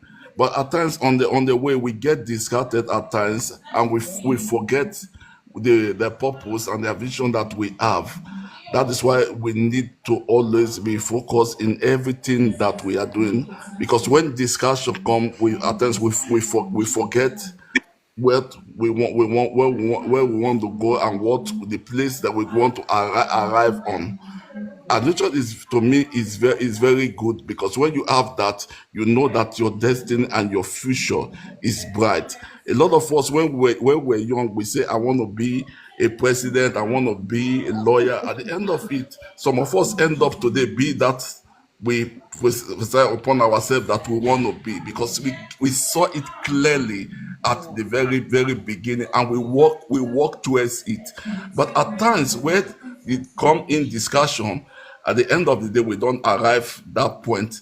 So I pray for everyone that have a vision that God will help us and will guide us so that we get to that point that God wants us to be here on earth. God bless you all. Thank you. Thank you.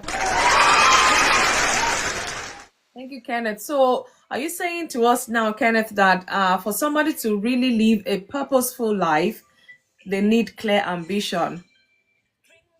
So, is that your submission as well?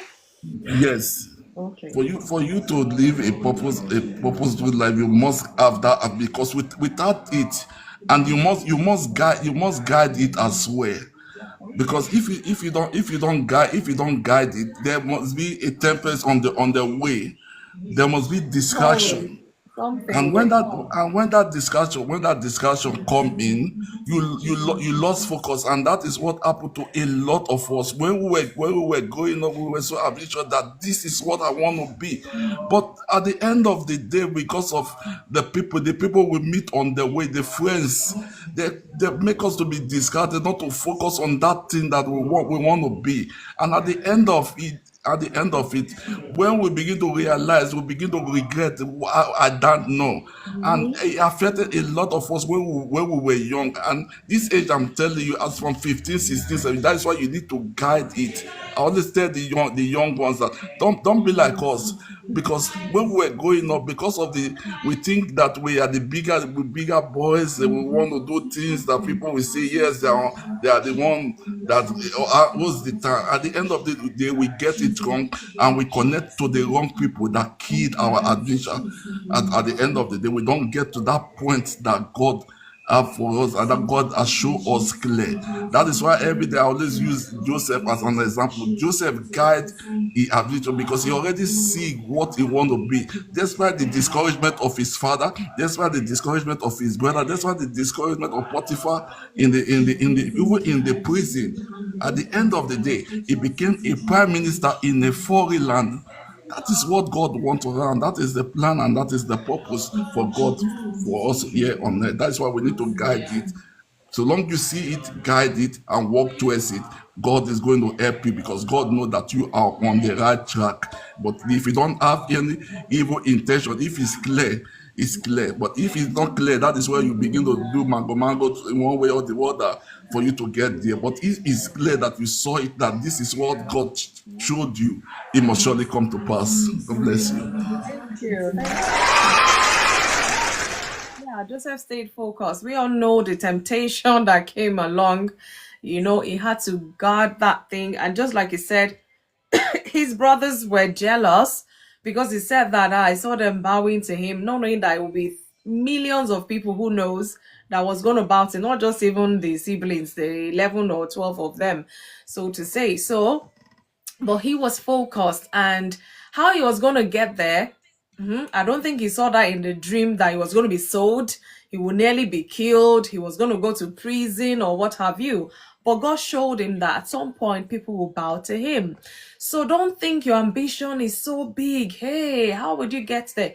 You don't worry. The one that has given you that vision about it, just hold on tight to him. Let him guide you through to that place, because it's very crucial. A lot of obstacles will come, whether God is aware or not. Some obstacles will come to shake us.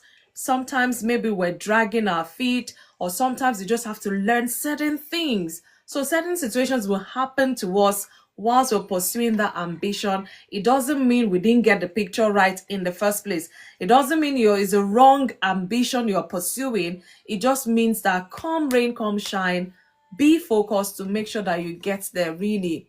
So thank you so much, Kenneth, for your submissions as well. Lady Debbie, Elder Debbie, I know you came in not too long ago, but this is what we're talking about today, ambition. And you missed my talk. I don't know whether you got some of it or not. But at the end of the day, we're asking ourselves, can a person live a truly fulfilling life without any clear ambition? Mogba Moya. I don't know where that came. But that's what we're talking about today. And if you have maybe examples you want to share, or maybe because sometimes some people, their ambition could be seasonal. They have to know that it's timely and seasonal. They have to accomplish that so that God can reveal the greater ambition to them or goal to them. Some people may not even know this. Some people is the little one that he has showed them, they're still struggling with. And so there's so many aspects of this topic today. So I don't know where yours is going to focus on, but let's hear you. Good evening and happy Bank Holiday Monday to you, Elder Debbie. Welcome. Hey. Good evening, everyone. Good evening. Sorry, man, the network here is kind of no balance. Okay, we'll try. We'll try to hear you, hopefully. But I can see on the screen there's no red bar, so hopefully it's okay for now. I pray so. Yeah. Good evening, everybody. Happy bank holiday. Bank holiday. Thank Bank you. holiday. Yeah. Happy birthday to Elder Leslie and my lady, woman of purpose. Yes. Many happy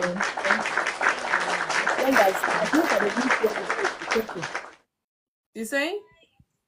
They didn't share the cake, so I'll try to forgive them.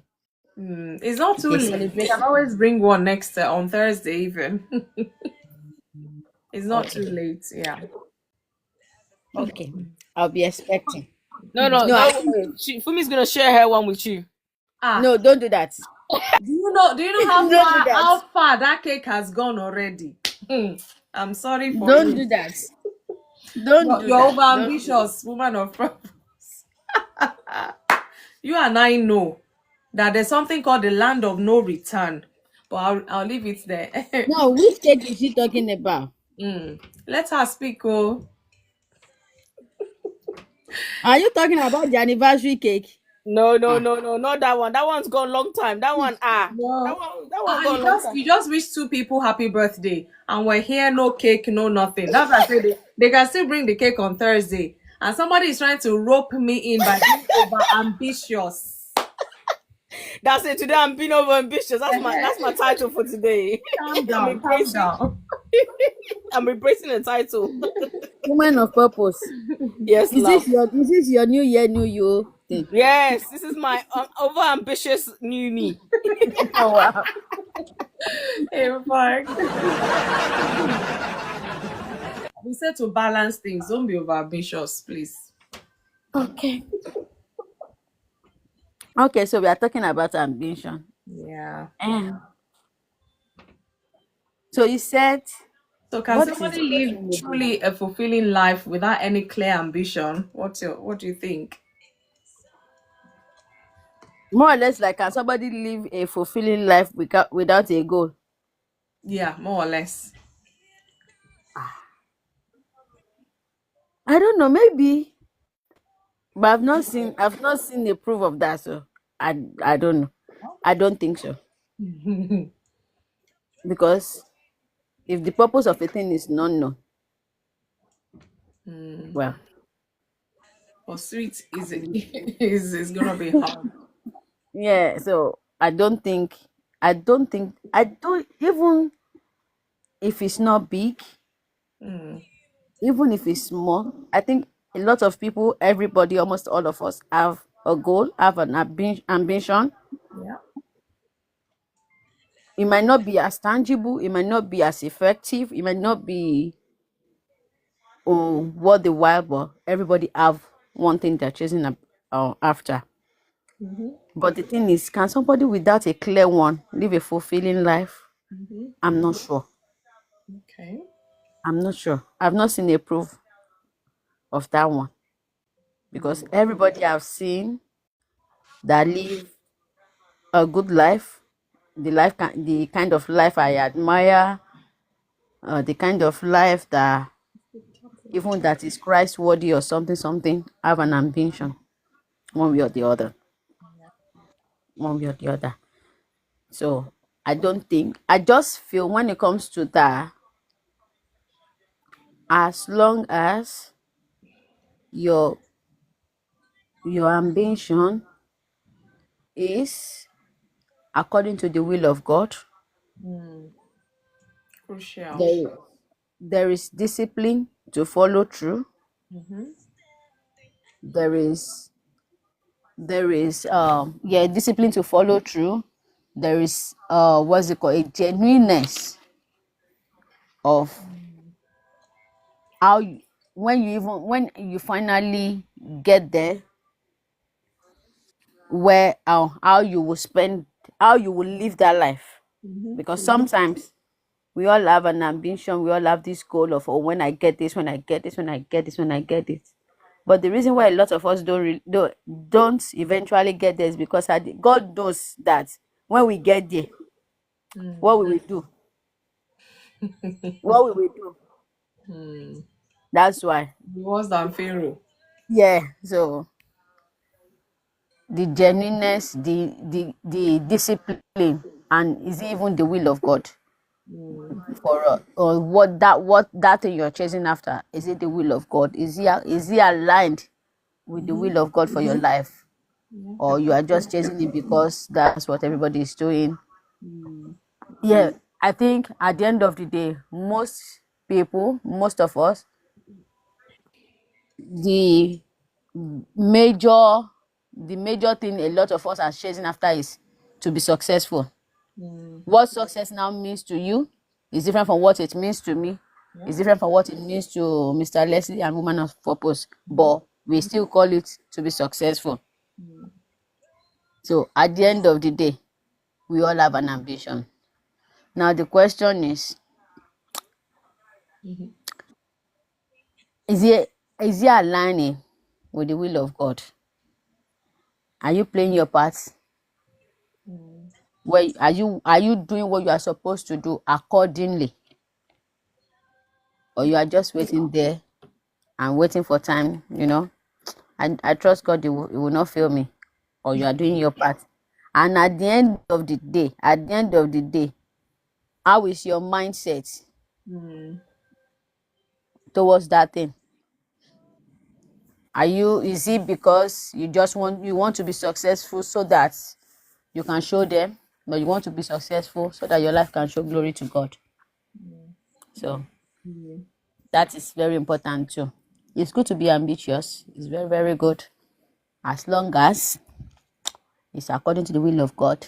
We have discipline to follow through everything we are supposed to do. And then at the end of the day, it gives glory to God. That's all I have to say. Thank you. Yeah, I know at least everybody in the box have spoken, but I want us to really discuss more about um fine, like everybody have said that it's good to have ambition and all of that, but let's talk about this balance, because it seems that word seems to be coming up much. I think it was Leslie that said some people, or the Woman of Purpose, when they are ambitious, because there has to be a balance, otherwise other aspects of one's life will suffer, to the point that some people, their mental health is a no-no, or it could be that their health generally, because they're pursuing a particular thing. They're just so 100% focused on that thing and that thing alone. Some may be in a marriage with children, and their children are suffering. The children or wife or husband never sees them, because they're like, oh, I have this meeting, I need to do this. They barely see them. Sometimes they just hear footsteps in the middle of the night, and before morning they're gone again, all because they're pursuing this ambition or this goal or whatever. So I really want us to talk about the balance, because there is danger in that. I don't think God will give us something and take something. It's the devil that I know does that. He will give you something, and take something away from you, or takes part of it or something like that. So there has to be a balance. So let's talk about the dangers of not balancing chasing or ambition pursuit, because it's very dangerous. People have lost opportunities, like I said. People have lost family relationship because they cannot balance their pursuit, this ambition, their pursuit of it. They can't balance it with other aspects, and that's why we're here to talk about it, because it's always good. So I don't know if you have tips or whatever you can share with us, so that whoever is listening, I know people are there on the FI page listening, they can be able to balance this, because we see this a lot. We see this a lot. Even the successful, so-called successful people, at the end of the day, you find out that the wife wants a divorce. But you say, this person is rich, they can take care of them. But it's beyond that. You're rich. When they need attention, you just give them money. When they need emotional support, you give them money. But they're not married to money. So, I mean, Or the insult is too much. hi. So please take the floor. Let's talk Yeah, about it, so that will help I somebody. will just jump in here quickly, Please. because I know the family are jumping on my head now. When it comes to that sort of ambition, I think again it shows a lack of values, a lack of moral integrity. Sometimes we forget that character is important, and it's one of the reasons why God, again, is not looking at people, this idea of the unjustified the means, or the family got there, but God looks at how did you do it? How did you get there? Because if you look at how God does things, He's not going to destroy people's lives just to achieve His own goal. No. That's why God does judge humanity. It's because of that idea. If you look at, even if you go in the spiritual realm, where Lucifer, before he became Satan, it was a very self-centered ambition to become God. And in fact, to the point of not only will he become God, but to dethrone God and then make himself God. So he had an ambition, but it was an evil ambition. And God said, that's not going to happen. And he was, Bible, as Jesus Christ said, I saw Satan fall like lightning. So and that spirit of Satan, that ambition of I want to have all of these things, and I don't care how I get it, is still running in the world. Even Jesus, when he was tempted, one of the temptations of Christ was, I will give you all these things if you bow the knee to me. So again, at what cost does someone want to achieve something? And that's why it's so important that we don't judge every success as God backing it if we don't understand how it is they got there and the fruit that it's producing as well. Along the way. It's very important. And that's why you see certain things in the world. And that's why the world is the way it is, because a lot of things are not done in a way that one is it has the hand of God in it. God is backing it. But even just the way they've gone about it, it is not the heart and character of God. Yes, they're doing it because God's gifts are without repentance. He has given humanity abilities, things that they can do. But if they don't acknowledge God, fine, they might do all those things, but they will answer to God one day. It will happen. Yeah. So this idea of the end justify the means, it does not sit well in the eyes of God. It doesn't come well. So if it is nothing wrong as a believer to be ambitious, as long as one, we are committing that to God regularly, and two, we have the moral integrity to also carry that thing. We're looking at the life of Joseph. It's so funny that when Joseph was when he had this situation of his brothers wanted to kill him, when he got to Egypt, if you look at him, he doesn't have those same behavior of telling everybody his dream. He doesn't do that again. He learned that lesson. So even he grew. He's not sharing dream with everybody. And so when he's thrown into prison, what's he doing in prison? He goes back to going back to work. He's serving, he's helping, and again he rises up in prison. You know, and then what does he do? He sees some people having a problem and says, well, why are you troubled? So you can see even in prison, he's looking at how he can help other people. That's the character of God. And that's why God promoted him so, because God said, this one I can trust with a lot, that when the time of famine comes, he's going to do well with it. He's not going to abuse, he's not going to be difficult. And it's so funny that this same Joseph is the one that ended up saving his family. The very brothers that threw him into a pit, he saved them. You know, and we get that famous quote where he says that, you know, you guys did it for evil, but God did it for good. You know, God turned it around for good. You know, so that is the heart and nature of God. He wants us to be the head and not the tail, but he also wants us to have the right character about it. Anything less than that, we're going to see a lot of pain. I've been in situations in certain jobs where I've seen people who are friends, or because they wanted a particular job or promotion, they just threw their friends under the bus just to get promotion, and then later on they regret it because they lost a friend. What they got, they thought was going to make them happy, is now filled with a lot of trouble and headache. Yeah, they got the position, they got the money, but it's a lot of headache and this thing, and they don't have the friends they wish they had. It's gone. For what? For a position that tomorrow nobody cares about. So we have to make sure that in our ambitious growth and everything, we are also maintaining good character, good conduct through and through. Thank you.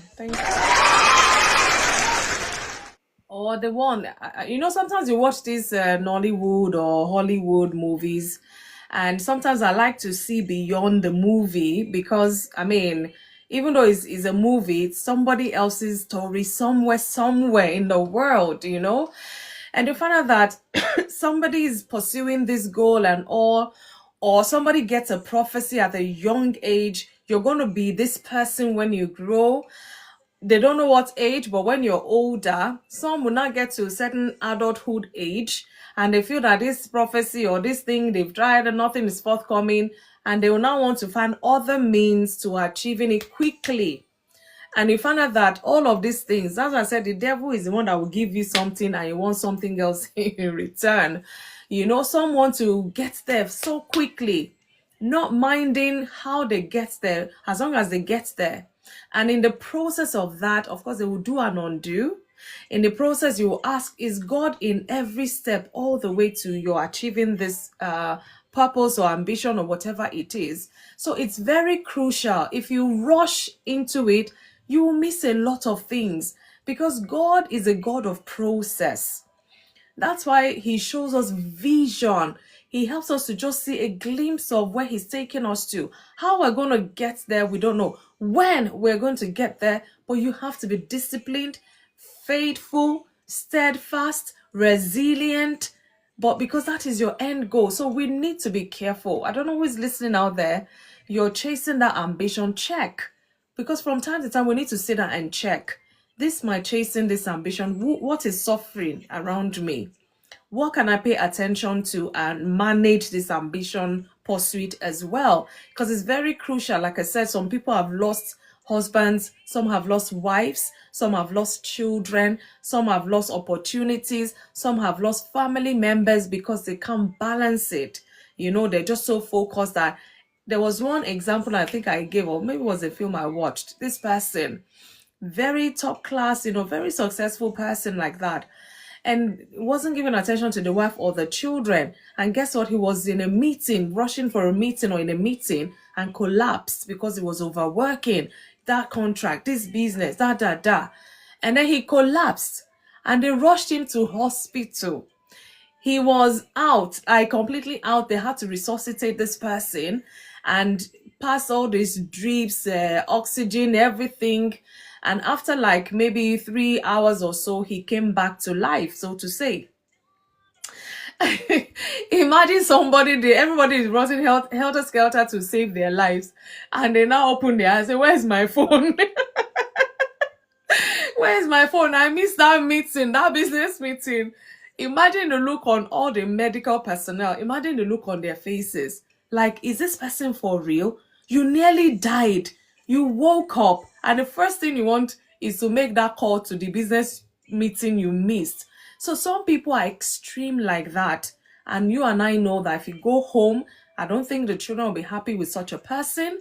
I don't think their spouse will be happy with them either, because, they're not prioritizing things, or they're not balancing things. I can see TJ, good evening. So I'm going to come to God Sent. I hope a call didn't go. How are you, God Sent? Good evening. Good evening, It Mama. was his birthday last week as well. Everybody's birthday is just piling. Like, good evening. Have you recovered from all the dancing and all the, As in, Wow. thank you. Thank you. Good Well evening, done. You're everyone. welcome. More Thanks, peace, thanks for more joining us. purpose. Good evening. Thank you, ma. Although I came late, sorry for coming late. It's not No, quite it's long. I fine. just got to, I know. We've been yeah, I talking just got about to. ambition, really. And the question we asked today after the talk is, can a person truly live a fulfilling life without any clear ambition? What is your take about that? And then we'll talk more again about balancing life when you're ambitious as such. Indeed. Hey, this is I can't really say based on how life have turned out to be. I can't really say yes, but on my own, I can say yes. There is nothing, when I'm doing my own thing, I do it in God. I know there is nothing that is impossible with God. Yeah. Because even Bible told us with men it is impossible, but not with God. For with God all things are possible. Yes, you can fulfill purpose and you can have an so fulfill purpose. There are people that have so many things that they wish to do. At the end of the day, they find themselves in another line. Is different though, or I will say yes, it's possible. Really? Very, very possible. Okay, you have to Very, very explain to us so possible. that we can understand. So if you don't have a clear ambition, you can still be fulfilled. Live a life of fulfillment. In a way, I can say yeah, but even Hi, that Russian. having ambition sometimes might not even be God's purpose for you. That's one thing. Some persons just feel this. They have ambition, and God is having something else for them. And you see them fulfilling purpose in the one God originally planned and wanted for them. That's why I said it is still possible, because we are not 100% sure of what we actually want until you actually heard from God. Okay. There are some people that are pursuing a different dream entirely, but Okay. not knowing it will go to an extent before they will now come back to their original purpose, then will now be fulfilling purpose. But along the line, they were actually chasing another thing. Not that they were not doing well there, but along the line, they did actually fulfill purpose in what they were doing. You see, a doctor later becoming a pastor and fulfilling purpose in that line. Not that he was not doing success, he was not doing well. He was okay, but he got to an extent, he discovered this was not God's original way for him or her. And at the end of the day, when he or she switched, and they later fulfill purpose. Thank you. That's Like this man of God, Dr. Paul Eneche, who was a medical doctor. But now he's fulfilling purpose as a pastor. But he went to secondary school, he went to university, he went to medical school. As a matter of fact, he was practicing, thinking that this is what I want to do. Along the line, what God wants for him came into play, and now he's running with it. in And fact he's doing my, well. my God is pastor helping. my pastor used to say he ran when somebody said that it's call of God upon his life. Said for what? No, he's a lecturer or a teacher or something. He said for years he struggled with that idea. Like, what on earth are you talking about? He was into maybe insurance or finance or something like that. And then when he was teaching Sunday school, or it was just maybe some youth people or something, and then a superior person, spiritual leader said, the call of God is upon you. He said, please don't, if it's joke, please tell God, So I do get it. So some people, they don't have that clear ambition, but what they find themselves doing, they were still fulfilling some sort of life, so to say. Yes. But it's not like it's God's plan for them. But I think I get what you're saying. So meaning whatever your hand finds to do, do it with all your heart, do it with all your mind, at least until you get the clear ambition from God. So I get Yes. you. Thank you for Yeah. that. And even so many, I always tell people, even so many still, this is a good message for so many out there listening. And there are people that are still confused. They will tell you, I have encountered so many, even in church, when they come for counseling, you say, sir, I don't even know what to do. At this your age, you don't know what to do. What I will tell, what I always tell them, just go and set your mind. There is something you just know. This thing, I have joy in doing it.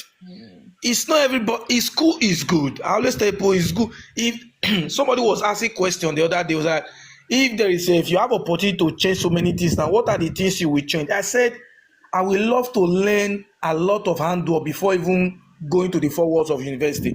I thank God I was able to learn one. I do aluminium fabrication. Even when I was in school, I used it to train myself in school, aluminium fabrication. And you find out everybody want to go to school, and they are going to school, and some of them are at home. I know school is very good, but still I get you. has something to do. At that time when you are looking for a job, when you are doing this, doing that, that thing can fetch money for you. I've seen so many graduates now being apprenticed to people who did not even know the four walls of school. It's true. I've seen a lot who graduated and start learning work. Yeah. That is just, I say, if I have opportunity, I will learn like four. Because you get to society age, you won't be able to learn. No matter how, you will not be able. But It not won't even have work. the time to learn. Yeah. There are times you have to do that. I said, so many don't even know what they want. They are just saying, I don't know what to do. And you see, say, I don't try this, or I've tried this one. There are so many. I have a relation who she was staying with me when she was in school. Anyone that is just trending, she's there.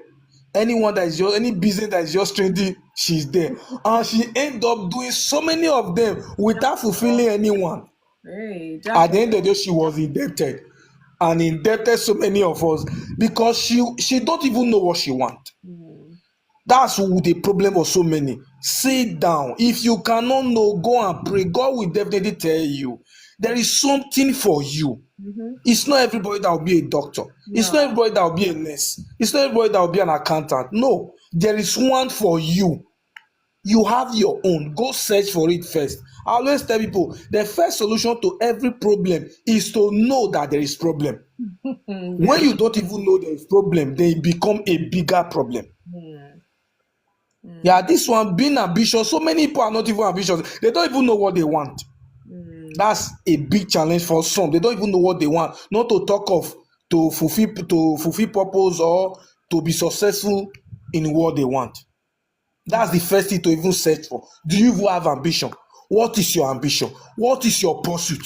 What apart from, let's say now, I used to tell people, okay, so we say witchcraft, foundation. I say, okay, let's assume now, God, now, devil have left you alone. No witches, no foundation, nothing. Then what can you do? What can you do? Now there is nothing. It's like you saw my notes, because I know you joined not too long ago. I said, ask yourself, what is the dream inside of me that refuses to die? And then ask yourself, what am I doing to make it a reality?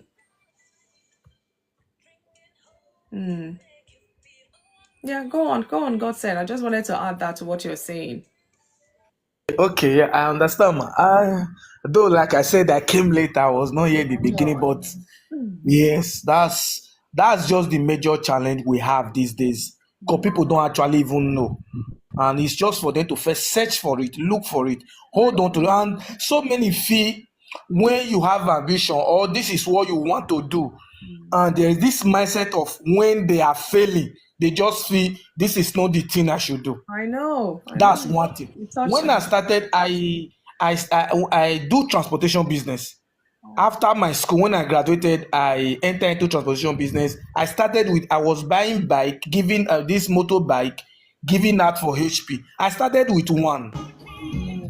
Or let me even say, when I was in school, I was doing business. I was selling clothes, female clothes and male clothes. I started with 10,000 naira. The first goods I went to buy then, at the end of the day, it was just a lot of people were owing me. It was just 3,000 I could recover out of 10,000 capital.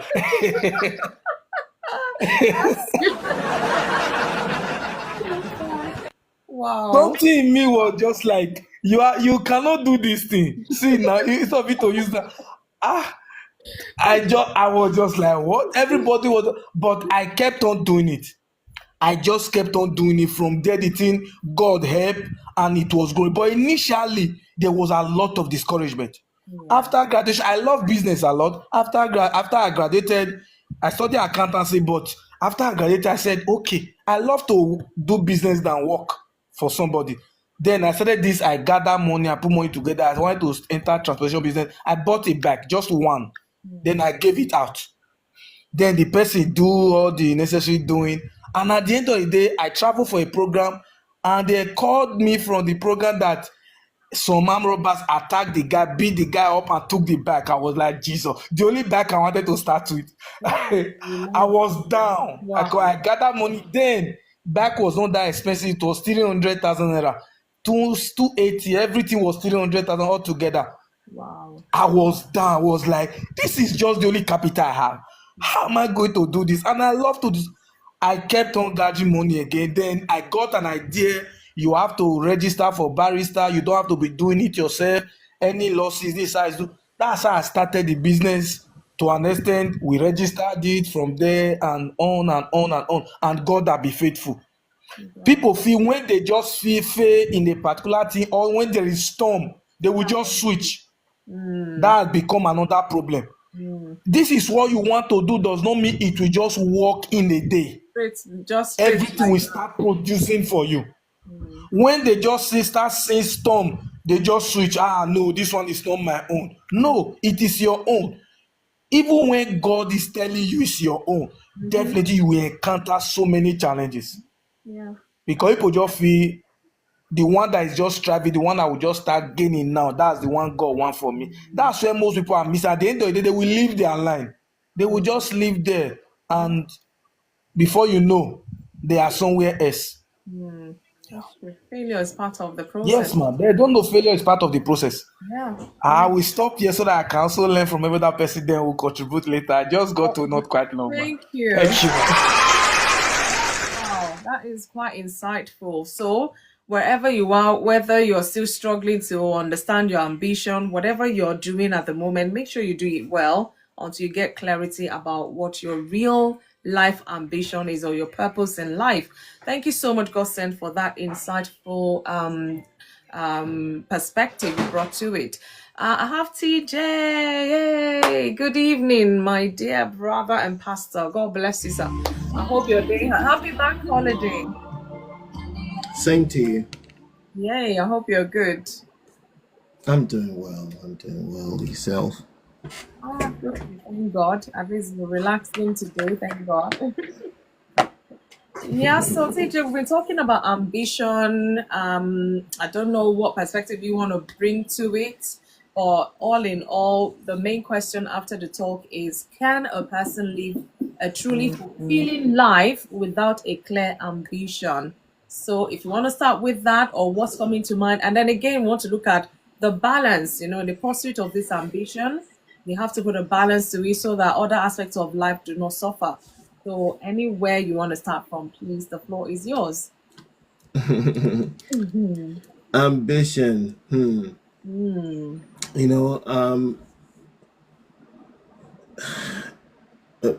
How would you define ambition? And I mean, some people define ambition as a desire to do or to achieve something. right? Or, you know, or determination to achieve success at something. It all goes back to, Tapping, please. I believe very strongly that there has to be some level of ambition, or life will not make sense, Okay. right? Your ambition ties with your purpose. And what we find is that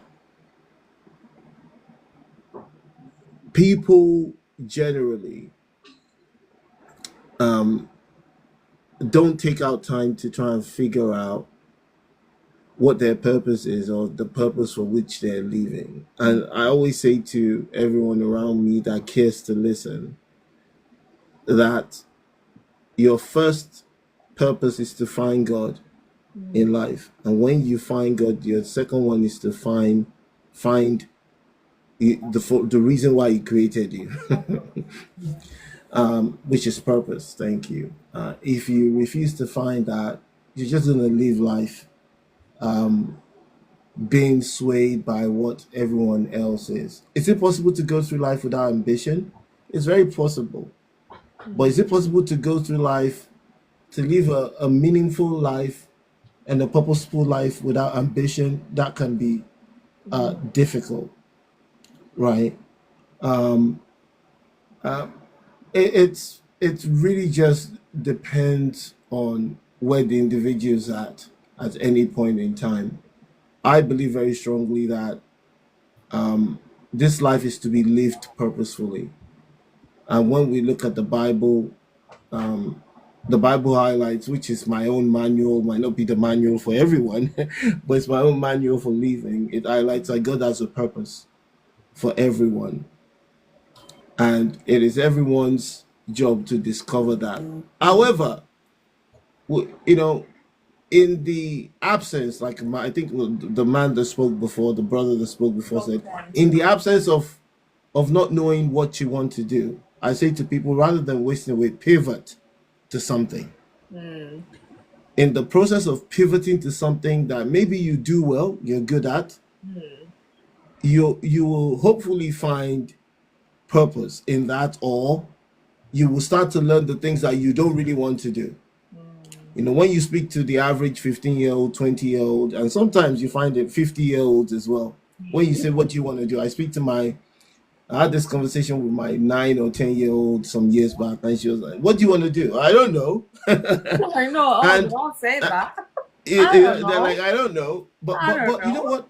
I'm like, But you know what? That's okay. But it's okay to start with not knowing. But it's never okay to stay with not knowing. Yeah. Right?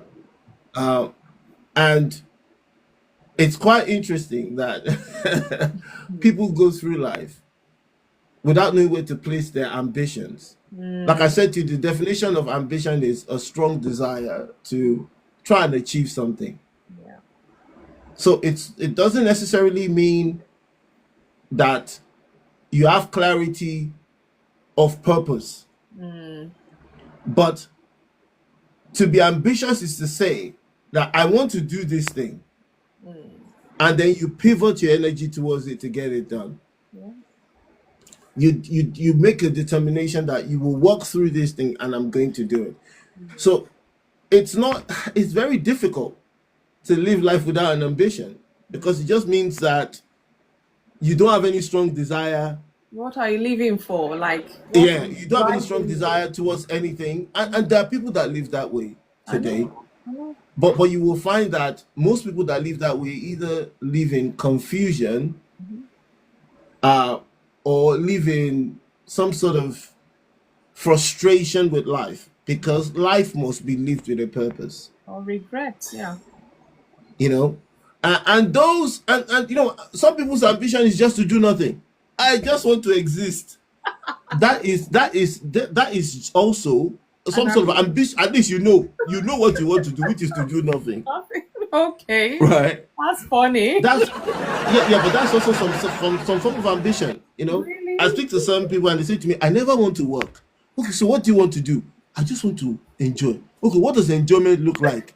You know, just the way I am. Okay, that's also fine because you found ambition to do nothing, Wow. right? So I believe that it is possible, it is impossible to live life without some sort of ambition and desire to do something, you know, and desire to serve or desire to achieve something, you know.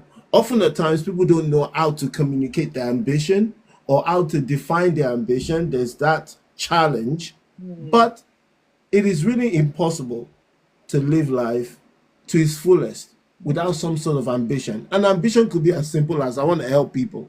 Yeah. But behind every ambition, you have to be able to answer and self-check, why am I doing it? Behind the what, you need to answer the question of why. What is driving me?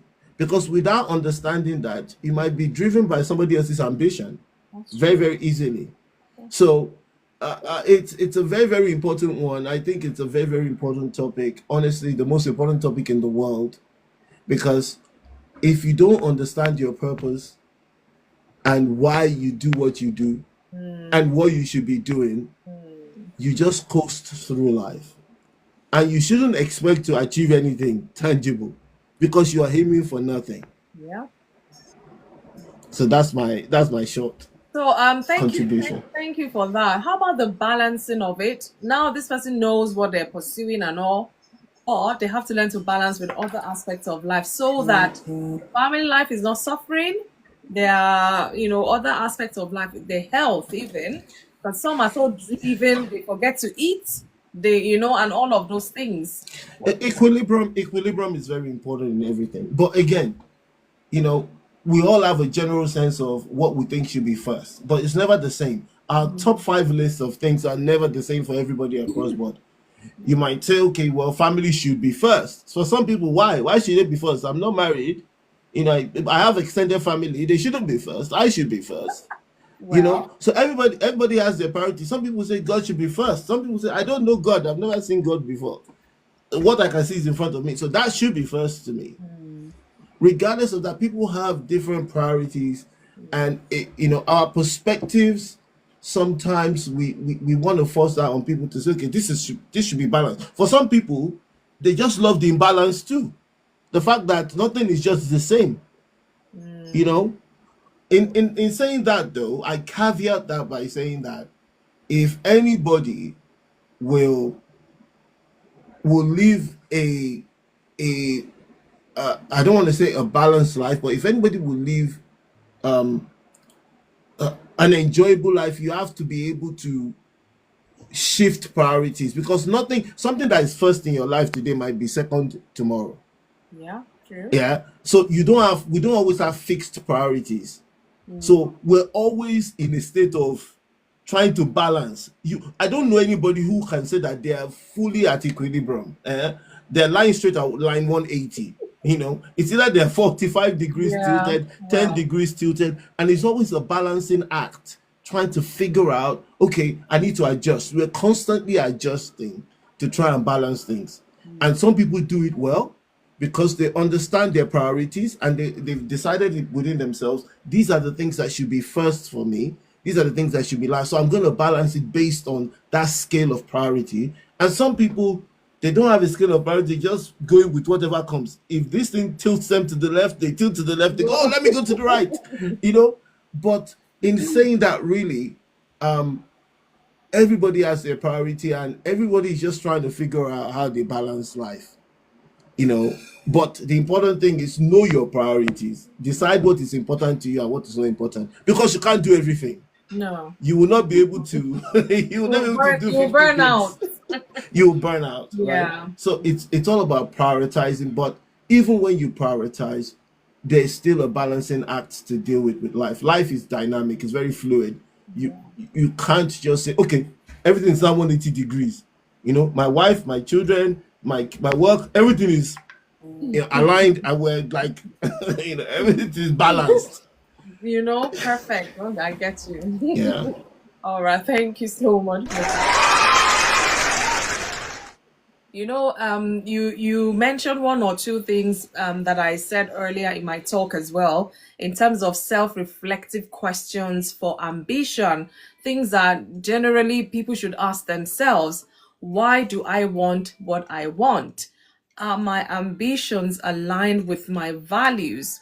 Ask yourself, is my ambition causing me to neglect my health, family, or integrity? Ask, who am I becoming as I pursue this goal? Because just like TJ said, that balancing can cut across or can mean a lot of things to everybody in their own ways, so to say. So there is no cut and paste as such. But what we're just trying to say in that is be safe, such that it's not just this ambition you're pursuing and you neglect your health. Some people, it's not that they're fasting, no, not that they're fasting, but they're just so busy that they don't have time, or they don't see the need to stop and eat something to carry on. They just feel, oh, they're okay, at least the body is still. And then you just find out that this person is hardworking, is this, and they just collapse just like that.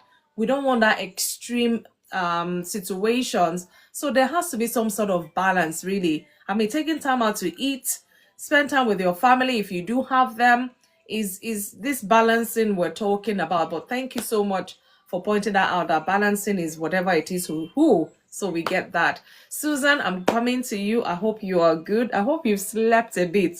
And I hope you're not even joining from work, but it's all good. It's good to have you here, sis. I wish How I are you? slept. Good evening, everybody. Good Good evening. evening. Good evening. Yeah, I rested a bit though, but I sent you a message on your WhatsApp.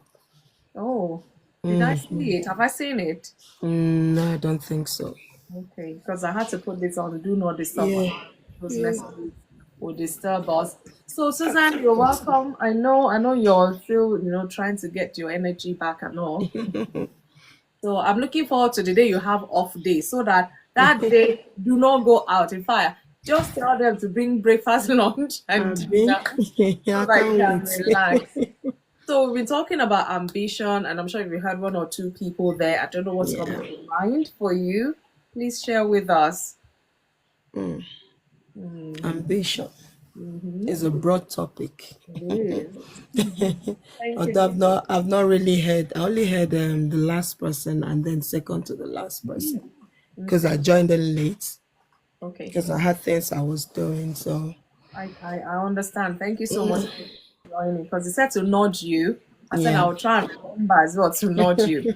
So we've talked different aspects. We talked about the dangers of not having ambition. I talked about the reward of having ambition and all of that. And then the question really is, do you think somebody can live a fulfilling life without a clear ambition? So you can start with that, and then maybe you can chip in about balancing ambition with other aspects of life as well. Can someone live a clear life without ambition? It's a two-way thing because obviously we all grew up with that ambition to say, oh, I want to be a doctor, I want to be a lawyer, I want to be this, I want to be that. And then seeing yourself in a different country, starting life all over again. Oh, There are lots of setbacks. So sometimes such dreams are not, you can't achieve them well, maybe because, maybe not immediately. yes, yes, yeah. You can't achieve them immediately, but then it takes time for you to get yourself back together because let me just say a lot of us struggled to get our papers right. You get your life back again, and then looking at it, some people 10, 20 years has gone by, I know. and then you now ask yourself, where do I start from? So such when you find yourself in that trap, looking back where you're coming from and where you are, you will now reason ambition, is it worth Pursuing. achieving? But then in that period, in that phase, you were living your life. So that's why I said you could live your life with ambition or without ambition. So in that process that you've not gotten your papers, you're still trying to struggle, climb the ladder, you are still living. So in that process, you ask yourself, am I living my ambition? But the thing in me, when we're growing up, in our youth days, we're always taught living with purpose. So with or without papers, I think some people, like the last person said, some people are just existing. Some people don't even care. Let them just live their life and just be moving. And then I had one of this friend, the daughter, one day, when this man-made movie came, so they were watching and everything. The mom now asked the daughter, what would you like to be in future? And she said she want to be a mermaid after watching the movie. Trust our Nigerian mother. She bind, she deleted, she casted out, she threw the movie away, and oh my God! And I'm so such thing. You now ask yourself, well, she has an ambition, but probably not the right one. So sometimes there are things, or there are things we meet in front of us. It wouldn't let us live that dream that we want to live. I'm just generalizing it because I know many people, especially in this country, they are not living a fulfilled life compared to what they would have loved to. I have another friend. She used to be a lawyer in Nigeria, almost getting to the judge position, and then she came here, left her daughter while the daughter was in primary school. The daughter finished primary school, secondary school, university, and started working. She did not see this girl till after 21 years. Wow. So would you say she was living her ambition, or she was living without purpose? So such things, this kind of question is very, very sensitive. It's something you put a question mark for. The fact that you are living your own ambition does not mean others are, because all fingers are not equal. Now you have arrived, you've gotten to that stage where you can say, okay, let me start putting myself together and start living the ambitious life I want to live. Age is not on your side. It's another clause again. So realistically, we could ask that question for people that were born, bred, buttered in this country, and then they will fully hit their chest and say, yes. But for most of us that migrated and came into this country, most of us came in our 20s, in our 30s, in our 40s. So by the time you do all those things, you now ask yourself, what have I really achieved? As God so kind, some people pick up very easily. Like me, even though without paper, I was so ambitious. I could go anywhere without papers. With the fake papers I was using, I could enter anywhere without blinking. I'm like, I'm a go-getter. I want to get this. I want to do this.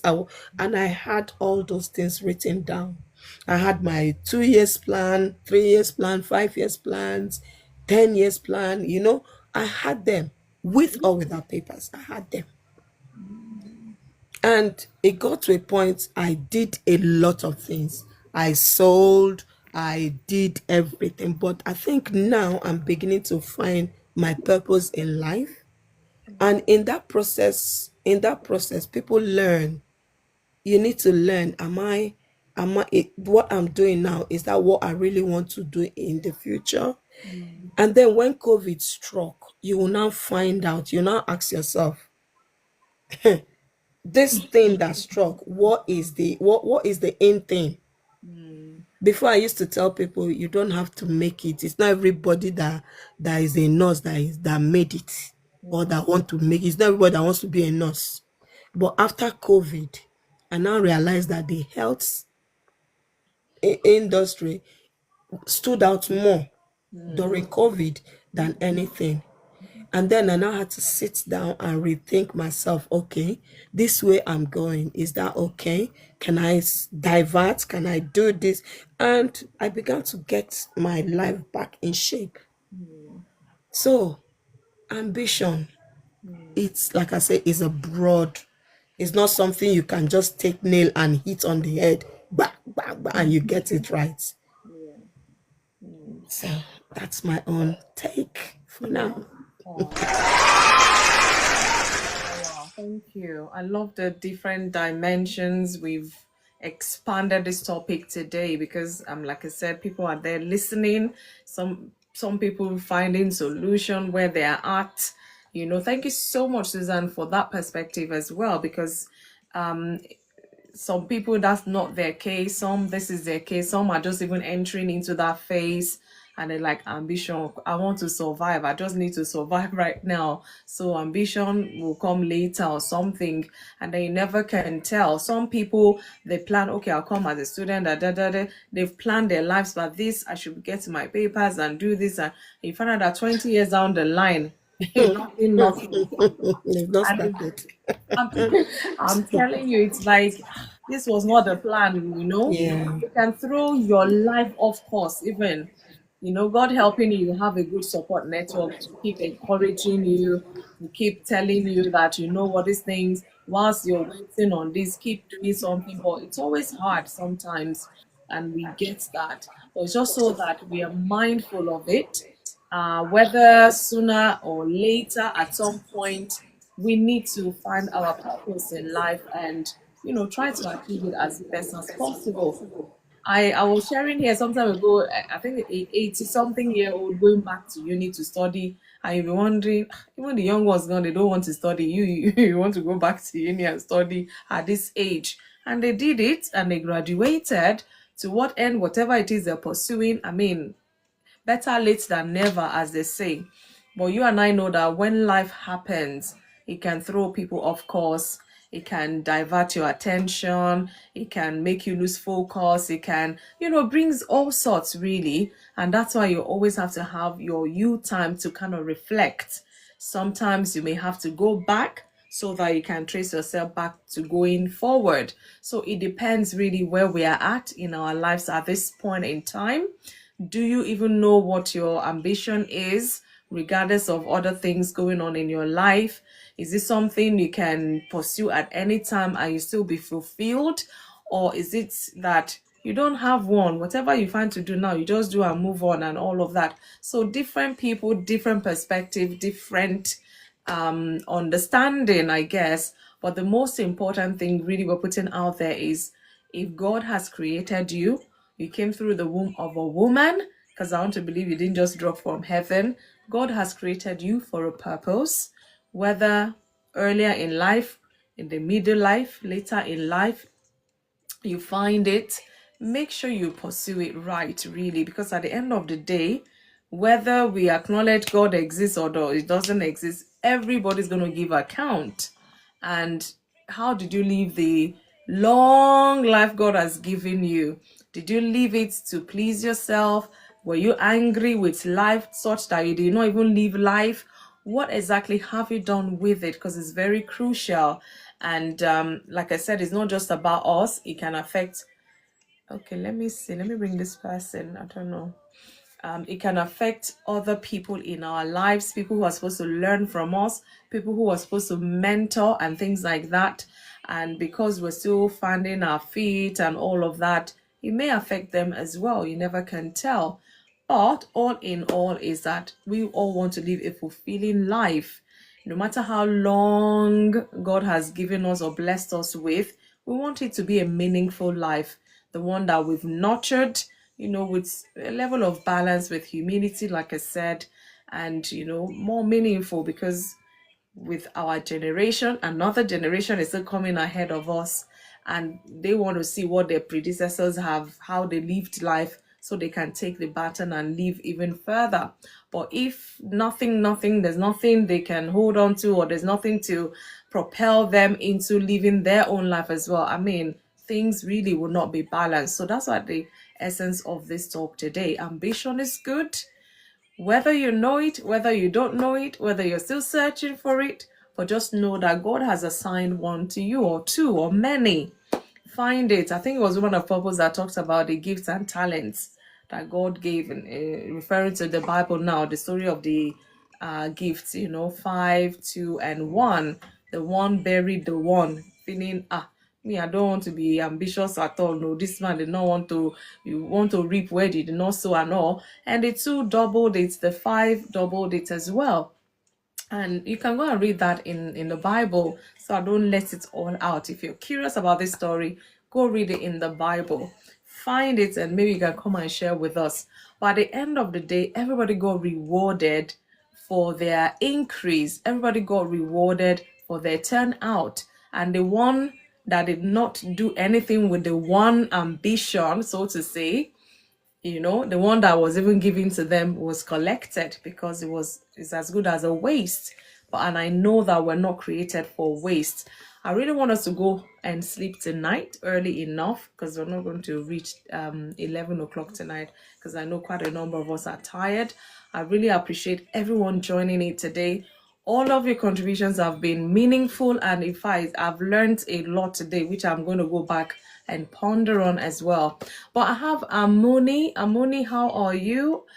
I hope you're good. Happy Monday to you. Amoni, can you speak where you are? Maybe we'll hear from Amoni before we round up finally tonight. Amoni, can you speak? I don't know. I think it's their first time here on Inside.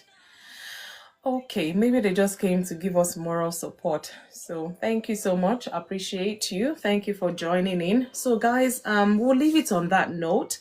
Everybody go. Let's go back and reflect on this, and maybe check again, your life, where you are at. If you don't have this ambition, or you're still finding it, why is that? What do you think God has created you for? Oh, okay. Well, it is well. I don't know. Maybe it's a spy in our midst now, but it's all good. We're doing something positive here. So everyone, thank you, A13, for tapping. Thank you so much, Woman of Purpose. I know you said you have to go early. I'm surprised you're still here, but thank you for the love and the support. Leslie, God bless you. Kenneth P, thank you so much.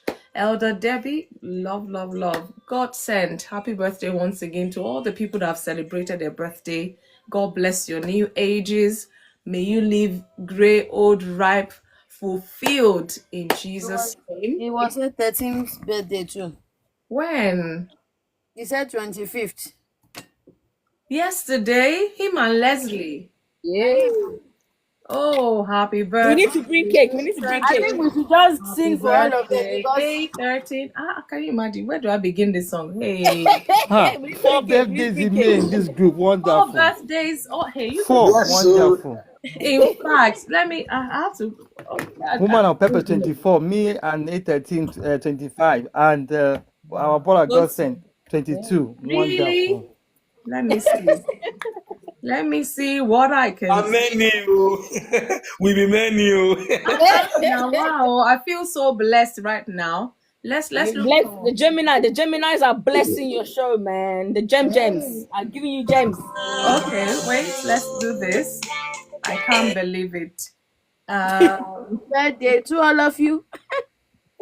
Let me see this one. I don't know which one is this now. Let's see.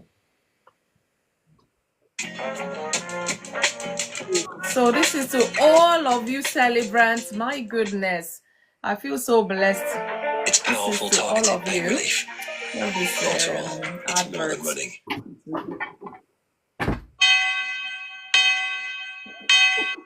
To all of you celebrating your birthday in the month of May, happy What birthday. is this one?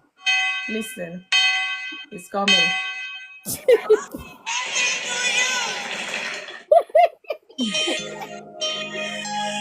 Yay! I don't know, I just picked one birthday song. So Leslie, A13, God sent, Woman of Purpose. Happy birthday, happy birthday, happy birthday to you. Happy birthday to you. Wow. Happy birthday to Happy birthday to you. Happy birthday to you. Happy birthday to you. From me, from Debbie, from everybody to all of you. So happy birthday. Oh, are you singing another one, Elder? No, I'm not singing anything. That one you sang is more than enough. In fact, so this is to say thank you so much. We hope you enjoyed your birthdays, even though we're yet to receive any cake. In fact, everywhere should be filled with cake right now. 4 of you. Wow. Amazing. But thank God. Happy birthday. May this year be the best year for all of you so far in your life's journey in Jesus' name. I'll see. Thursday is another day. Bring our cake, oh please. Hey, Please. Let's take offering so that we can go. To be honest, you all should not come empty-handed on Thursday. We want to see that cake. Even if we can't eat it, we want to haba 4 Don't people. come to the house of the Lord empty-handed. 4 people. Nah, no, not even 1 person. Nah, no. So Yeah, if it was 1 person, we can look away, but 4 of you, don't do that. Anyway, we will pardon you. So we'll wait on Thursday. If you like, don't show. I'll find you live. They'll see me in their dreams. Thank you all so much for another interesting, insightful night. And I pray that anyone out there still trying to, find themselves, please don't be too hard on yourself. As long as you're seeking, as long as you're paying attention, because my head is still going around what TJ said. Some people, their ambition is to do nothing. I don't know, it's not sitting down well with me, because I'll be like, so till and such people might even live to be 100 years old. And I'm thinking in my head, I will live on this earth 100 years, no ambition, no nothing. Do you know the animal sloths? Yeah? Yeah, they don't do nothing. What do? They just sleep. But they are animals. We are not animals. I'm saying that some people is in the same way. They don't rest. If anything happen to them, they live is fine. So don't worry. My goodness. Well, it is well. But like I said, my head is still. I'm just laughing because I'm like, somebody who does live life like that without nothing. Well, it is well. But all the same, thank you all so much for another interesting night. Enjoy your sleep, sweet dreams, every single one of you. Don't work too hard, but be hardworking. Much love from myself. Do enjoy the night. I'll see you here on Thursday by the grace of God, 8 p.m. UK time, when we'll talk about marriage, relationship topics. We dare ourselves to talk about it. I don't know what this is going to be, but I will be here by the grace of God. Thank you all so much. God bless you. Have a lovely, lovely night rest. Good night. Good night. Other Debbie offering, We will deliver cake on Thursday. Hold on, Leslie, bring the cake on Thursday. I'm looking forward to it. She's talking. Where is the whole cake? You are too ambitious on this cake matter. Yes, so this one is accepted. This one is allowed. How can 4 people be celebrating birthday? Not a single without cake, no drink. No. That's not fair now. Come on. Exactly. Tell them. Come on, guys. Come on. They didn't even bring the DJ. Debbie, you represent us. Hey. And that Debbie, you represent us and you bring the cake because you are the elder. Thank you.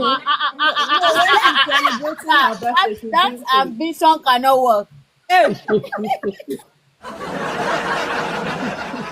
Why now? You should pick one of it. Maybe 8:13. I know you're going to interpret this or translate it. I'm not even make. Let me look for my translation. Okay. I'm not even near me. You said I should represent you. How now? How is that possible? Haba. How is that possible? Please, let's follow one another before we leave. Let's follow one another in case we're still not friends on here. We're part of the same community so that we can support each other every now and then. 8:13, thank you. Still tapping away. Thank you, Susan. Amoni, thanks for joining us. Well, if you're real or not, well, God help you. Godsend, thank you so much for joining in. I appreciate you. Elder Debbie, Kenneth P, Leslie, Woman of Purpose, Thank you. everyone.